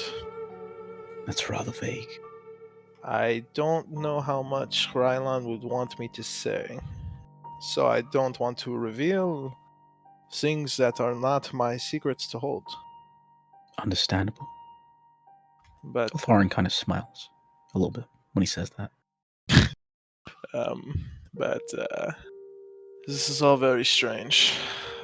Things are lining up in odd ways. I don't trust it. Kind of just slightly narrowing his eyes, just looks like he's thinking to himself. Well, it shan't be long until we're there. I'm sure that you said this obelisk was magical, yes? I believe so. Mm-hmm. People who I had spoken to previously have said it has some sort of connection to magic in ways. Mm-hmm. Shouldn't be too difficult to find, then. I should hope not, but I know Rylon also has other things to do in Ostoya. What are you doing again? A delivery? Right. And this person should be easy to find? I believe so. Yes, I have a name. Oh, good. A name. A single name in the city? Yes. Well, should be an interesting search. You guys do anything else kind of for the rest of the day noteworthy, or is it like at that point you're sort of just traveling in silence, doing your own little kind of side stuff? But I guess a better question would be, do you guys do anything else of like real noteworthiness, or any other discussion happen? I don't think so. I wouldn't initiate anything else personally. Okay. Nope, he keep on walking, occasionally holding his stomach. Clearly looks pretty ill. Uh-huh. And Rylon? Nope. I'm just Okay. the head of the group and just keeping to myself. Okay. And so then you guys travel for the better part of the rest of the day, and you see one of these, probably like 2 or 3 more hours later, one of these little kind of fist-sized spherical things with the 6 wings come down and hover kind of like a hummingbird directly above Stezriel on the horse that he's kind of like draped over. That can't be good. It turns around. It looks at each of you guys with like big red beady eyes. I'm gonna go ahead and while it's sitting here looking at us, I'm gonna cast a spell, and Okay. I'm going to cast Detect Good and Evil, or Detect Evil and Good rather, and I'm trying to get a read if it is any of these things: an aberration, celestial, elemental, fey, fiend, or undead. It'd be a fiend. Yeah. Yes, certainly not good. Rylon, that is fiendish in nature, and I believe it is watching us. You want it dead? I don't know. Usually I find it quite dangerous to just attack things like this, but I would like to know why it is here, watching over Rylon's friend. Yes, well, I don't think it's going to speak. It seems to be looking at, as you said, Rylon's friend. It moves over towards Stezriel's ear, and like it doesn't have a tongue or anything like that. You see its like mouth kind of open as if it's about to move to like just start eating his ear. I guess at this point I would turn around, seeing it over my shoulder, and make my way towards the group, and reach for whatever it is, if I can grab onto it. Yeah, it's classified as a tiny creature, by the way. It's like that small. It's like fist size. So I think that you could try to grab it. I'm gonna say just roll a sleight of hand. Yeah, a sleight of hand. All right, just gonna guide myself as I walk over. Sleight of hand, 19 plus 2, so 21. Okay, yeah, you're able to just like grab right onto it, and as you like ball it together, you can feel the edges, like razor sharp edges of its wings, like biting into the skin of your fingers and your palm. It's clearly not strong enough to like expand its wings all the way and like cut through your hand or anything like that, and it's like making this high-pitched kind of screeching noise as its mouth kind of looks like a garbage disposal, like just rows of teeth that seem to lead to like nothing. Like it just eats it and the food doesn't go anywhere. All right. As I'm holding on to it, I guess like in one hand, if it's a tiny creature, I'm just kind of like clenching it in one of my fists. I reach into my my side. I guess it's kind of probably attached to my hip. Is a like a seven-sided box. I guess less of a box and more of a some sort of wooden contraption made it of like very elegant, like probably like an oak or something like that. Very dark wood, which has like a small flap on the top, like a capsule almost on the top. And I kind of open it up and I throw the creature inside it, and then I'll close it back up. So it would be my alms box that I have. So I just throw it in there. Okay. Yeah, and you can hear like shrieking, like nails on a chalkboard kind of screech. And then as you toss it in here, it's like kind of like the sound is still there of it like screeching, but it's like very, very muffled and deafened. Yeah, then what? Then I turn back around and I make my way, keep walking. But I'm actually, as I turn around, because I've been thinking for a bit as we've been walking, I'm actually going to send another message, or another sending spell. Now, this one's going to be a bit funky, alright, Prowler? Okay. Because the nature of the spell is that it has to be a creature I'm familiar with, okay? Okay. I want to send a message to Talstar. The spell allows me to send a message to anything or anyone specifically that I'm familiar with and on any plane of existence. And if they are on a different plane of existence, there is only a 5% chance that it does not arrive. Okay. And because I'm now familiar with Talstar, because I met him in a vision, I want to attempt to send him a message. Okay, yeah, go for it. That's sick. Alright. I think to myself, as I cast Sending, I'm gonna... Because I want to save... yeah, I'll just cast it at 3rd level. You want a second to kind of think it out? No, I've already got it prepared. So, I think to myself, I say, Grandfather, things appear to be getting worse. A seraph of Zabriel speaks of my magic sowing more chaos into this world. What should I do? And that's it. I'm actually going to need a second to think on that response, if that's No cool. worries. Yeah, of course. Alright, and we're done with our break. We're back. Welcome back. There's a moment of pause, whether it's because your message is being sent to a different entire plane, or whether Talstar is just taking a moment to think. And it reaches him, and it returns. And you hear... Ulmir's creations and his followers were fools. I assume you used Banish. I warned him of that spell. Foskatil has warped the worm into South's house. Prepare for invasion, my grandson. And that is the message.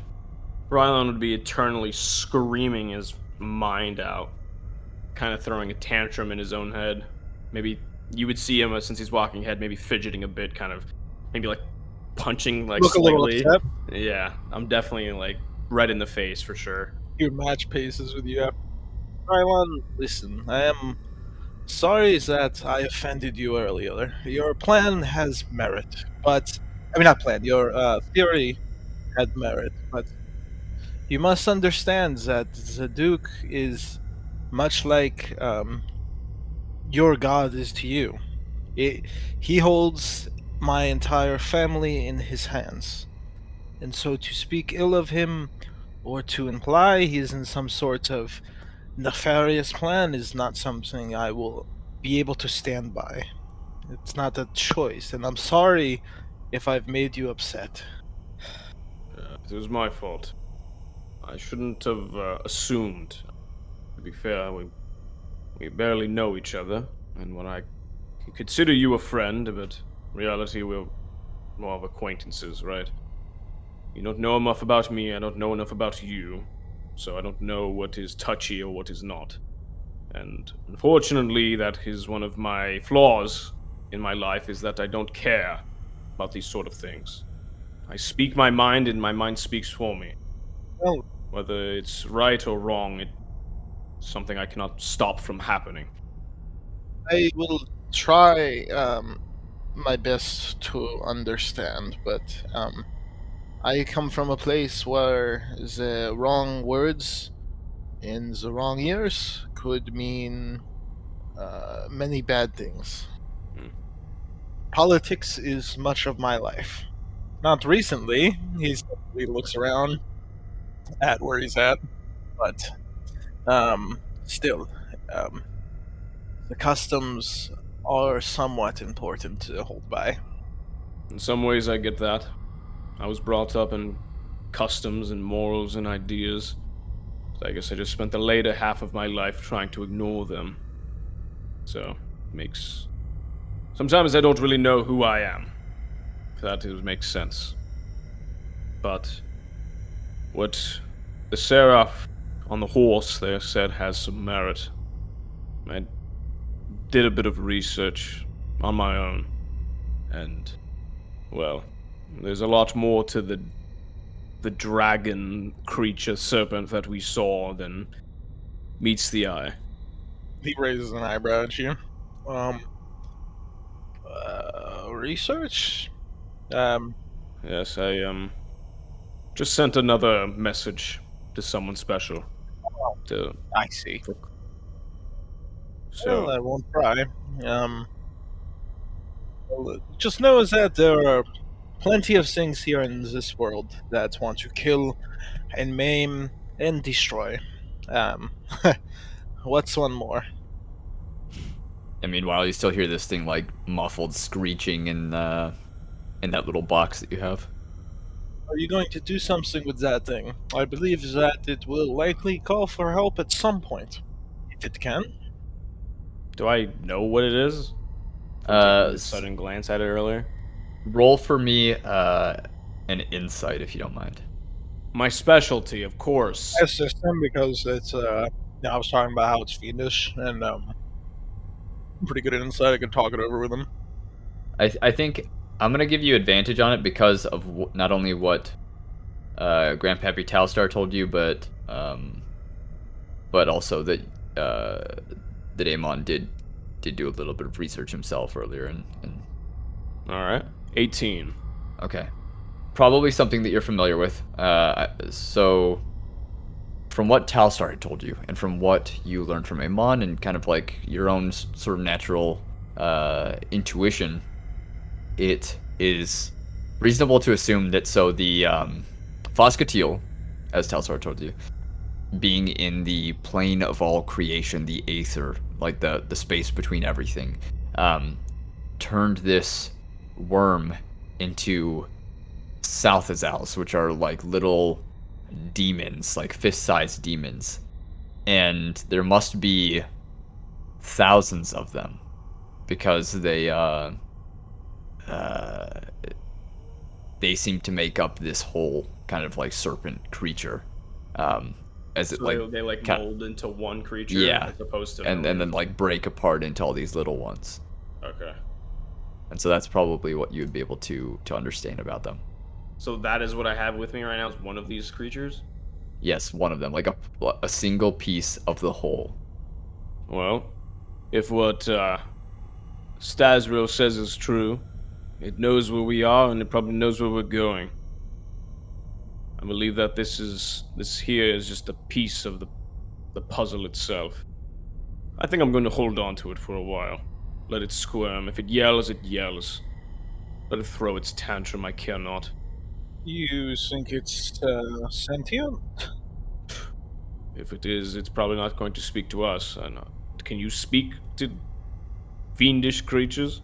No, I have no such ability. Ilfharyn? No. You don't have any magic that can help you understand other languages? No, I don't. Well, looks like it's going to be screaming for a bit. If you don't mind the screech. But if it gets a bit overbearing, I'll try to destroy it. Just let me know. Okay. If they're all small parts of a whole, would it not be beneficial to destroy as many as possible? I suppose. Mm-hmm. I kind of hold up the box. Oh, hold on. So, this creature that is now out, is it an imperative thing that you stop it? Is it something that you're just accepting exists? What is your opinion on this? Well, there's an elongated list of things that need to be done, right? We have a lich. That was our initial plan, was to find ways to stop the lich. Traveled to Ostoya because we had to find the sources of, or the vestiges of some sort of old god's magical armor and swords and whatever to find ways to stop said lich. Then we find out that there's Foscatil in his realm of the Aether that's linked to the obelisk, which is also protected by an underground city which is beneath the city of Ostoya, which happens to be ruled by a league of vampires. Now that there's a creature of that can not only become a large, gargantuan serpent of people's no knowledge, but it can also formulate into millions and millions of tiny creatures at the same time because of myself. Yes, I would like to stop this creature. If anything, it is now a priority to myself because it is now personally existed because of what I have done in my negligence. But I don't know where to begin to find it. I don't know where it is. I don't know what it can do. Clearly, it ate my friend up like it was some jerky and spit him back out. So I don't even know if there's anything I can do at this time. But what I do know is that I have to walk forward and keep moving. And hopefully things will align in that way. But I'm at a loss. Rylon, I turn around. I cut my way out. Well, at least we know it can be wounded. It's a start. I'm concerned about it being with us at all times. If it is sentient, it could gain too much knowledge being with us, I think. But you as you have it, but be careful with what you say around it. You think that small nuisance has a brain? Thinks that magic is a strange thing.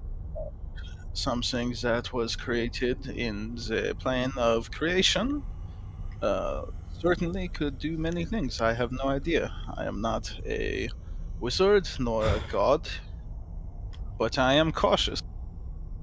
If I had a bit more silver, I would try something, but I have a feeling I'm not going to find any in Nova Ostoya. You should be able to find almost anything in large cities now. I suppose, but without gathering the attention of those in charge. Well, you just have to find the right people to ask, no? I suppose, but Sorry, what did you say you were looking for? silver powder. Silver. Got it. Okay. You see, Eamon, is the whole talking and bullshitting and the charade was all Halifax. I just followed along. I'm not good at any of that, and coming up with lies and stories and backstories and characters and all of that. It's not my stick. I just simply was the brooding type that stood behind him as he did the charade. I see. And I don't think that Ilfharyn here could be the face. He says as he glances at Ilfaryn's face. Ooh. Give you a smile. Ilfharyn looks at you, and his face is blurry. He does the look of his token. I can do some talking. I'm not most proficient at getting myself out of bad circumstances, but sometimes I can use my stature as a noble to talk myself out of some bad things. I was in the process of doing such when you found me. It's true. Don't get me wrong. I am innately charismatic, for lack of a better term. Of course. But I've spent most of my life being less persuasive and being more intimidating. So it's hard for me to buckle it back, dial it down a bit to be friendly. Quite alright. We could do a bit of, good guardsman, bad guardsman, I suppose. I don't know. But I have a feeling it worries me because I'm not too concerned about you, Eamon, when we enter Nova Ostoya, or maybe even Ilfharyn, but a feeling that once I step into that city, we're going to have a target on our backs rather quickly. Why? And kind of using my thumb as a pointer over my shoulder and point toward where my back is. Nothing. Cloak not fixed, no? Cloak and a tight-fitting shirt. It's not that. It's that if creatures that oppose my views perhaps witness or hear what I'm about, then they'll do whatever it takes to kill me. Do you plan on preaching openly in the streets? I don't plan on preaching, but if I have to focus on anything of my abilities, it will happen automatically. Oh, yeah. Don't you be concerned with yourself. I am much the same. And my appearance is a bit more unfortunate than yours. I suppose, but you're just, no offense, but you're just another Cretan of the night in Nova Ostoya, but I am the what do you call that? The opposite, or the antithesis? The antithesis of what lies in Nova Ostoya. The last thing they want is, in a city full of blood drinkers, is a seraph walking through there, cleansing them one by one, or even the idea of it happening. You see what I'm saying? You need some sort of way to disguise yourself, is what you need. Well, I can disguise myself quite well. It's just as long as I'm not concentrating, I should be alright. But I have a feeling that it will happen regardless. There's not much that can be done about that. As we're walking, you kind of shift his pack off his shoulder and reach his arm into it. You see him like looking around in there for a minute, and he'd pull out a small gemstone, and he kind of make a motion like he's about to toss it to you, and then he would toss it at you. I would catch it. This should help in the most immediate circumstances, such as if you are to accidentally reveal yourself. It should allow you to disguise your appearance in that moment of emergency. It's an amethyst, right? I believe so. I wrote it down as disguise appearance gem, but Okay. I'm not sure. But yeah, I believe it is. Okay, yeah.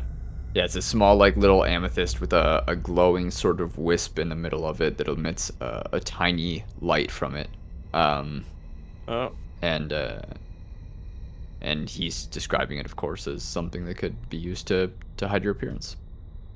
Did you always have this? Or did you find it? I have 2.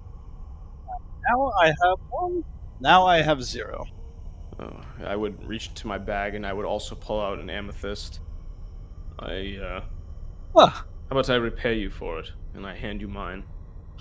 He takes it with a smile and nods. He goes, "Fair. Let me." It might not be magical innately, but it's probably worth about 100 gold pieces or so. So, if something were to happen to me, at least hopefully it pays some of the debt that I owe you.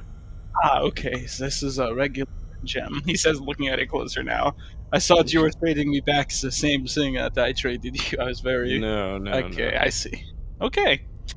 I will take this. I appreciate it. I'm sure that I can find a valuable seller in the city, or a buyer. I put my hand on your shoulder and give you a smile. Thank you. Come on. Just trying to help. Keep us all safe. Or a smile. I would immediately look towards Ilfharyn. So what do you have? Give it to me. What? Your book. Can I have it?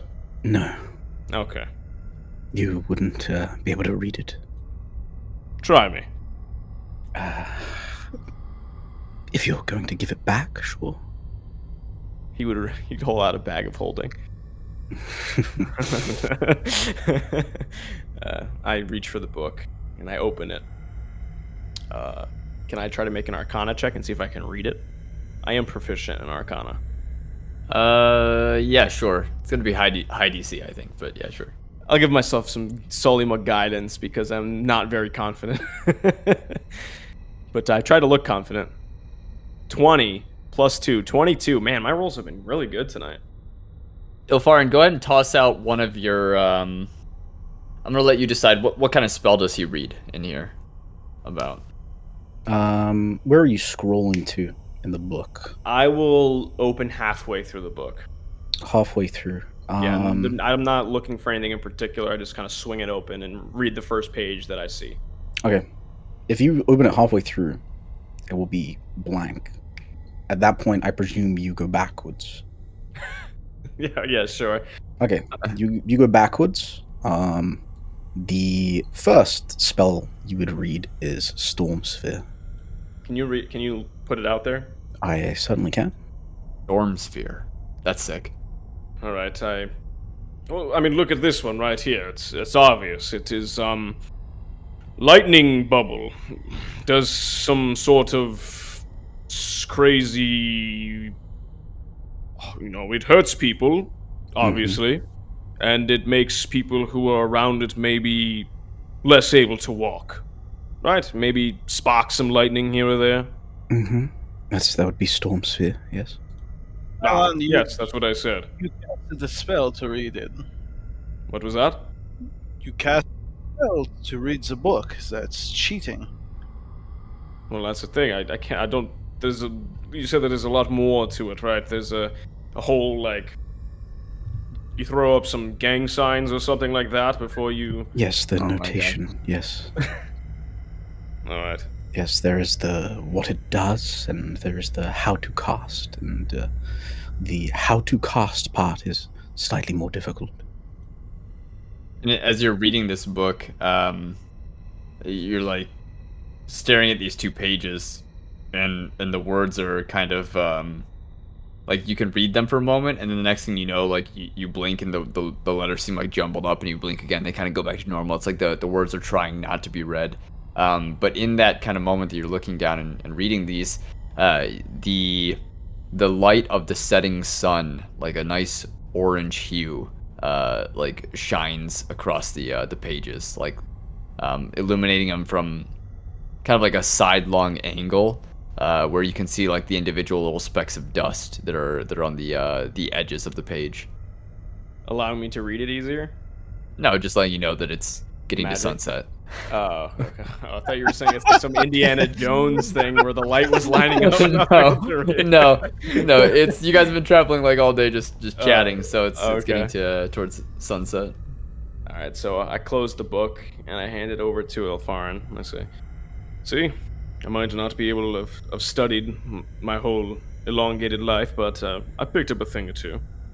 Well, like I said, that's one part of it. The notation is the trickier part, but sure, I'll give you a point.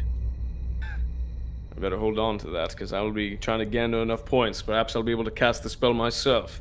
Maybe. I'll remember that. It is quite the powerful spell. Lightning bubble. I believe he said storm spear. That's what I said. Okay, can we go to sleep soon? Your incessant rambling is tiring my brain out. Right. I guess so. Ilfharyn, if you don't mind. Of course. Unfortunately, you've laid your cards out for us to read, so we're going to abuse you now on our travels. Oh, this is one of many cards. I give him a raise my brow at him, almost very coy-like. Right. I'll keep my eye on you, Ilfharyn. I'll just cast it as a regular spell. I don't mind using the slot. And a horse doesn't fit in this, right? I don't think so. So what do you do with the horse then? Alright, looking around, what do we got here? What do we got? Any trees? What do we got? You guys are in pretty much a field with like it's maybe like 10 acres that you can see across, and amongst those 10 acres you see like 2 very dead trees. The rest is just like fields of tall grass up to your knees. That's rough.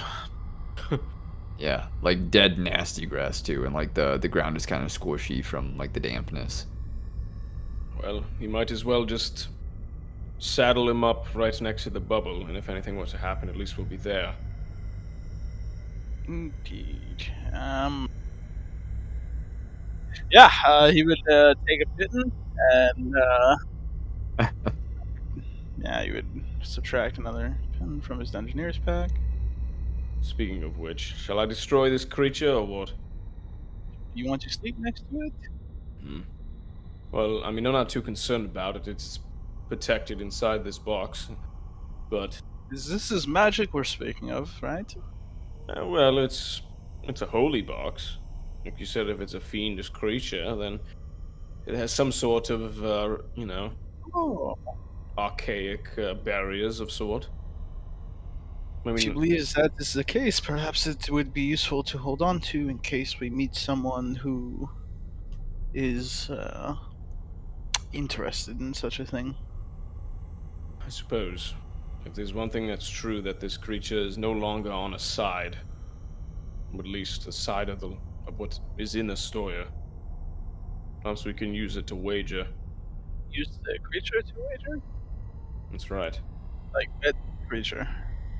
This is a far-fetched, but might be able to use it to start conversation.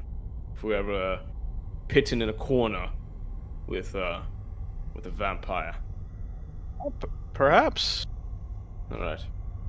I'll make sure to hold on to it. And so you kind of nail down this this horse essentially right next to the bubble, and the bubble goes up. Now that the bubble's up, Stezriel's still on the back of the horse. Fuck. I would assume that we would have brought him in before the bubble went up, right? Yeah, Or you can yeah, we can designate him, assume right? We can does assume he? that. He would have needed to be in there. Okay, because I would have taken him off the horse and brought him inside. I'll allow it. I'll let it slide. Okay. But no, that there will be double adjusting for this. Of course. I would expect nothing less. But yeah, okay, so you bring him in. The hut is warm. It's cozy. It's homely. And is there anything that you guys do before nighttime? I mean, Yeah. like bedtime, nighttime. I look at Eamon. Give me your hand. My nightly ritual begins is happening at hand. Yeah. Let's see what this is. Just what the doctor ordered. I'm gonna cast Cure Wounds at a 4th level, so it'll be 4d8 plus 4. Rudder. Roger. 22. You get 22 Okay. HP back to your hand. As this kind of like healing light flows into your hand, like I said last, it was just the last knuckles of your fingers where like the gray line started, and they fill back in with red lively coloration as blood flows back into them, and you can move them, and you have feeling over them again. This is great. It's good to be almost back. He kind of flexes his fingers. I don't know how Halifax is doing in that place. If it exists to my hand. Well, you saw him, right? He's, phases. Almost in and out. Eat. Some sort of medium between being alive and being incorporeal.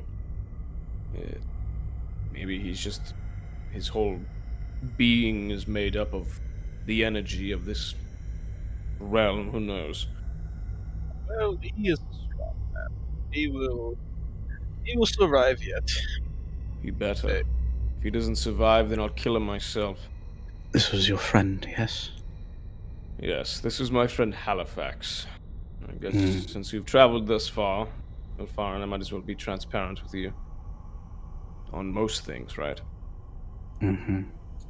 So, my adventure started back in Ulstenburg. I met with a couple people. Gabriel, Reuben, and Halifax, right? We were thrusted into craziness about this Lich in Ostoya and his rising of an undead army. We headed towards Ostoya through the Grey Spine Mountains and encountered many a creature along the way. We learned that there were vestiges spread out through Etheris that could help us stop the Lich. Two of our friends, Reuben and Gabriel, headed north to the Cindergas Mountains, the volcano up there, in hopes of finding some vestige of the Withered Warrior. Some ancient tale, I don't know. And Halifax and myself headed towards Nova Ostoya in hopes of finding information about armor of Imperius. And, well, of course, along the way, things got a bit more complicated. Turns out that Halifax was actually in contact with the obelisk at one point of his previous life. And was killed and not killed at the same time. He was killed by touching it, but apparently was brought back by the Lich. So this whole thing gets a bit convoluted. My speculation is that his body was brought back by the Lich, but his soul is still tied to the obelisk or the Aether, which is where Foscatiel comes into play, who is the key to all of this. Apparently, now, this might be true or not, but when Halifax went into the void, when he was ripped into it by Foscatiel, the darkness over Ostoya dissipated. So now there's rumors that from not only, maybe Fascatil or even Eamon's sister that he said happened in a vision or a premonition that the darkness is going to return and be much worse. Mm-hmm. So now we're at a standstill, but we still are heading towards Nova Ostoya to perhaps find information on this obelisk. Mm. And your friends that is went where we are. north. That's correct. I'm almost surprised that I didn't see you before this. Or your friends. Well, our ride from Fallowheart, I don't know if you've been west of the Grey Spine, but our ride to Fallowheart was dangerous. We even encountered a hag along the way. It was a whole ordeal, but the druid that we met there in Fallowheart, their guardian, transported them up north. And we unfortunately draw the short straw and had to ride a bat to the south. So as far as I know, they've accomplished their goals, and they might be even in Talstar, which is a city, I believe it is a bit west of Malkovia somewhere, around between those ravines and stuff like that. But that is our meeting point. But I believe that they would have the necessary vestiges that they would have, and we were supposed to have ours. But now that Halifax is gone, and but nothing more than shit in the water at this point for myself. So I'm a bit aimless now. Well, I was just going to say, you can, you have sending, yes? Right. Ilfharyn kind of nods his head slightly, as if to prompt something.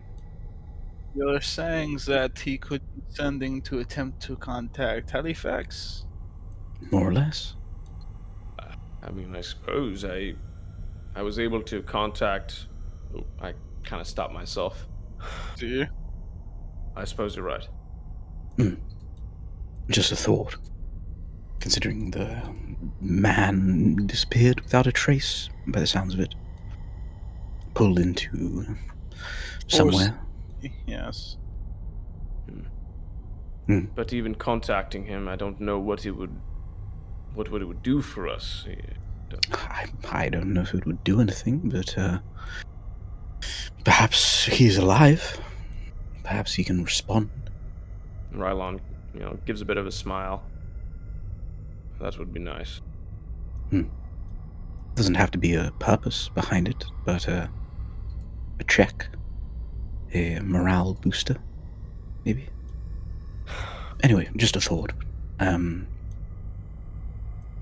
Your friend's departure sounds rather like my own. In a way. How so? Somewhere else, I don't, I have hypotheses as to where I was, but I can't be sure. And I came from, you were in Ulstenberg, yes? Correct. And then Grabenstein, Fallowheart. That's right.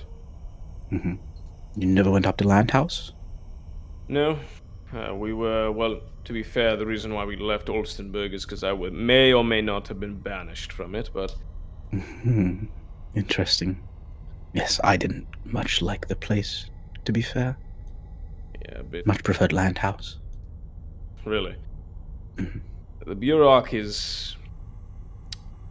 And how do you put this? It's almost like a facade, being there, right? At least in Ostoya, like, it's quite obvious who's in charge and what it needs to be done and what is going to be done, right? In the Bureauc, everything is like a performance. Like everything's being held onto by like a thread. And all it takes is one kick or a gust of wind for it all to crumble. At least that's how I felt when I was in Ulstenberg. Yes, I can understand that. Yes, I was, suppose I was almost following your footsteps in a way. It's strange, but, perhaps you were following mine. I suppose you would have. So you went from Landhouse to where? Well, I came from Ulmir's Gate. Well, I don't know where that is. it's, Have you ever been up there into Nordland? No. To be quite honest with you, being in the Burok and being in Olstenburg was the first time I've been in the Unterland as a whole. I didn't walk there or travel there. I showed up there, for lack of a better word. Mm-hmm. Well, I did the same thing, upon returning. But, previous to that, I attended the college, yes, and then I did not. But, Ulmir's Gate is, between, Erlefort and Landhouse. Is it still there? When you came back, was it there? No. Just a forest. Now, during this, I don't know, what do you call it? What in your theory, do you have a name for what happened? A name. Yes, what would you call it? What happened to you? A skip or a blip? I suppose, yes. Some sort of disappearance. I snap my fingers. A blur. Good pun. Kind of, yes. It was the college, but not the same. It begins to drizzle, gently, pitter patter on the invisible dome that you guys are in Lehman's tiny hut, and you can see it running down in small streaks as some of the water collects together into beads and run down it like down a car windshield or a car window or any window for that matter, I suppose. Just to let you guys know the atmosphere currently. It's also now dark. During your blur, if that's alright if I call it a blur. It's fine. During your blur, Ilfharyn, were you conscious? Or did you just blink and just you were in one time and then you were in another? I blinked and it was like there was no one time and then another. It was just an immediate you are in one place. It was like teleportation. This is the closest thing I could liken it to. So would you say that Ulmir's Gate, where you went to college, wasn't where you left it? I don't know what happened to it. Well, that's what I'm saying to you. Like, when you went, you said that it was somewhere between Erlefort and Landhouse. Is that where you went to school? Yes. Okay. And then... so... Let me tell you what I remember. Right. Okay? So... I'm sparring. I have my rapier out. There's this kid in front of me. A human. I wasn't friendly with him, so I wanted to win. And he made a mistake. The entire class was around, everywhere, in a circle. My master off to the left, the class to the right. I riposte. I strike. And then that's it. Everything's gone. And not only is it gone, but it's different. It's blurry, like I am. And grey. And did you see the same people, or were they also gone? No, everybody was gone. There was nobody in the college. It was just you. Mm-hmm. And how long were you like this? In there, it's difficult to say. I would draw marks on the walls. There was no sun, no dark, nothing. It was light all the time. So on the wall. And when I became tired, I would meditate, and I would make a mark on the wall. There were many marks, not just my own. Can I make an insight check? More of an insanity check on Ilfharyn? I guess so. I guess you could. That does sound pretty traumatic. Read the man with the blurred face. That It's the ultimate. Wait until I go play poker. Oh shit! All right, boom, 13. 13. Okay. Let me DM Nazir really quick. I forgot that his face was all blurred. I can't even see him. It's like talking to like a faucet of water, just coming down, just nothing. Okay, so like you said before, Ilfaryn's face is blurry. It's kind of hard to read him, but his words are clear to understand. You said you're making an insanity check. Yes. So, and you also said it sounded like a traumatic experience. Can you expand on that? Like, what are you seeing if he's traumatized? Are you seeing if he's insane? Are you seeing if it's real? I'm not seeing. I believe you. I believe what you went through is real. But what I want to see is that if it changed you in a negative way, and that you're not just putting up an illusion of the way you act, your demeanor. I mean, it's difficult to say. You wouldn't have known him before. It's true. So you would have no basis for a comparison. I'm assuming you have not met a blurred person before. No, this is the first for me for sure. So I don't know. I feel like you probably couldn't really make heads or tails of it. You would. It's obvious that this is something that is traumatic, right? That's obvious to say, and from that you could probably derive that might change somebody. But in terms of being sure, it's up in the air. Got it. All right, I will take it at face value, and I will assume that you've made your peace with it, and I won't press it any further. Sure. So have you tried to contact anybody that you've known, or have No. Or you've just wandered? Mm-hmm.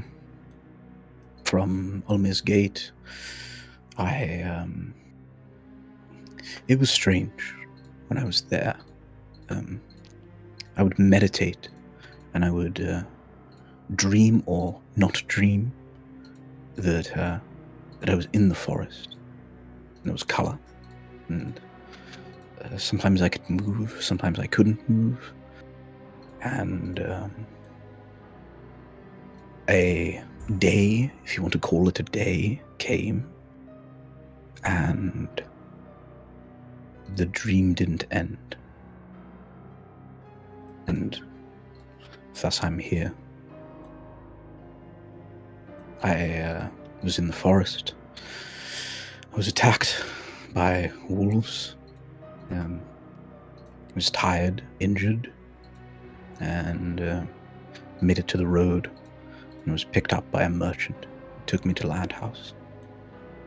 From there I worked for a while. The man who treated me. And then I moved down to Ulstenberg. Didn't much like Ulstenberg. I was still torn between going home and continuing, and I chose to continue.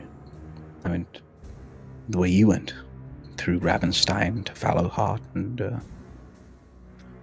through Ostoya. And you said that you have a delivery.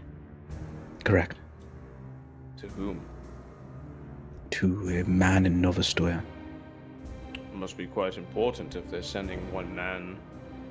Or it could be heads or tails, it could be important or not if they sent one man through a very, very dangerous Empire by himself. I simply know that it was not something that was suitable for the riders. Very well. And then what? When you deliver this package? And then I wonder. I have no where to be. Of course, I have my own aims, but I have no real lead in terms of getting those. I could return home, but I mean, look at me.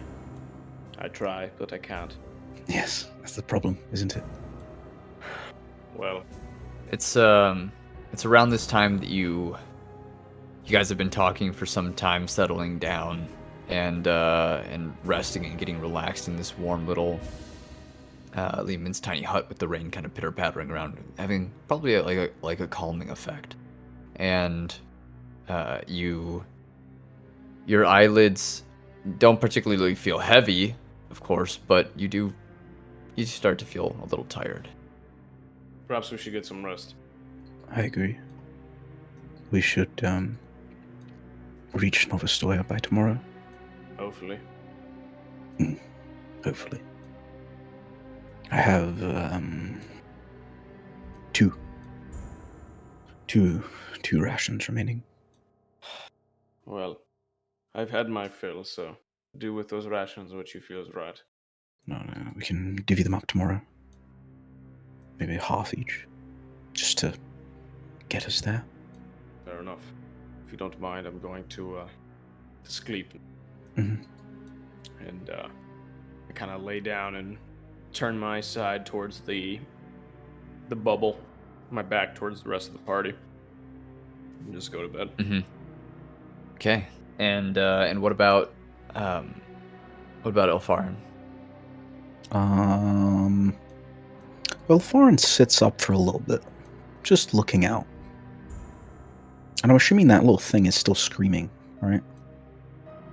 It is shrieking. Yeah, it's like just nails on chalkboard kind of screech. Like literally. I don't mean like it's an annoying sound. I mean it actually sounds like that.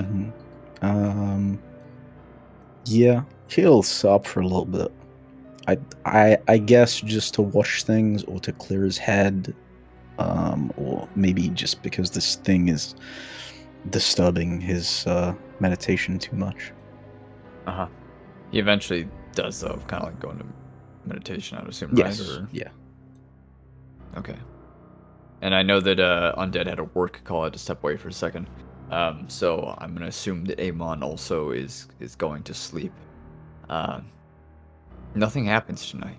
There are no kind of dreams that stand out or anything like that.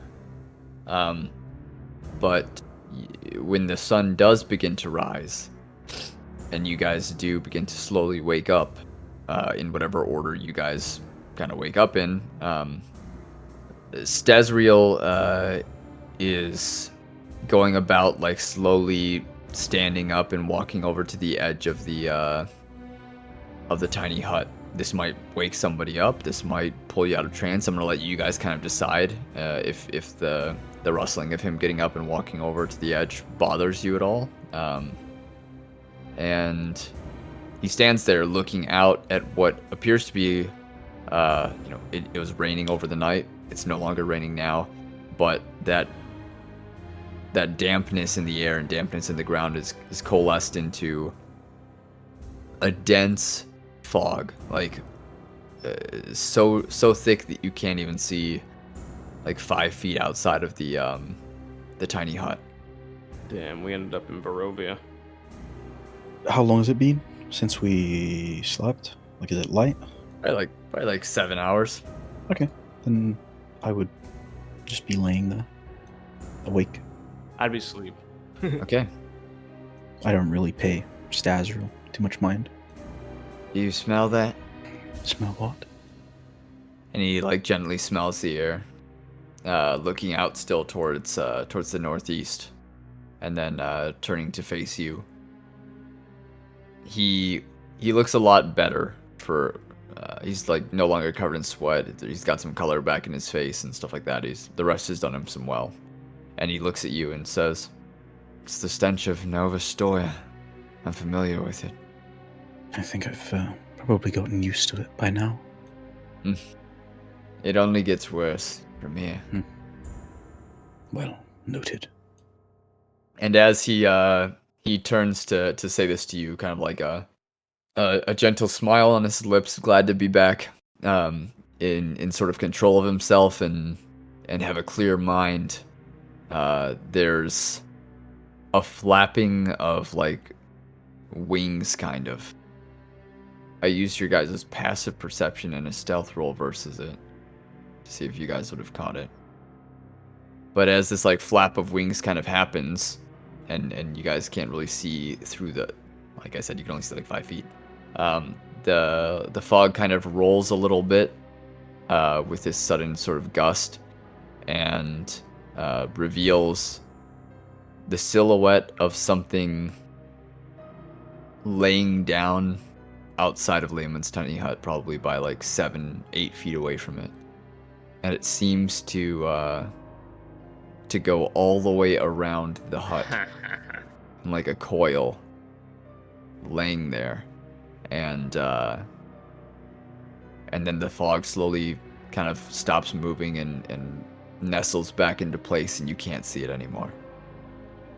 But you hear like the heavy and gentle breathing of whatever this creature is, just loud, bassy, kind of akin to sort of like a crocodile, I guess, if you've ever heard like a crocodile, or I mean an alligator. An alligator.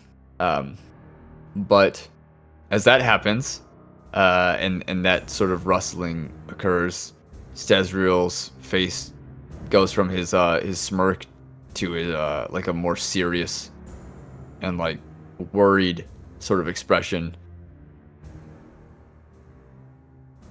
I don't think that we're safe. And as he says that, that is where we are going to end this session. Come on, let us kill it. Let us kill it. Start combat this time. That's twice. That's a pretty common trend. Jimmy knows that. Takes 40 episodes to turn from level 2 to 3. But yeah, so this was a little bit of a slower session, a little bit more of you guys kind of getting to know each other.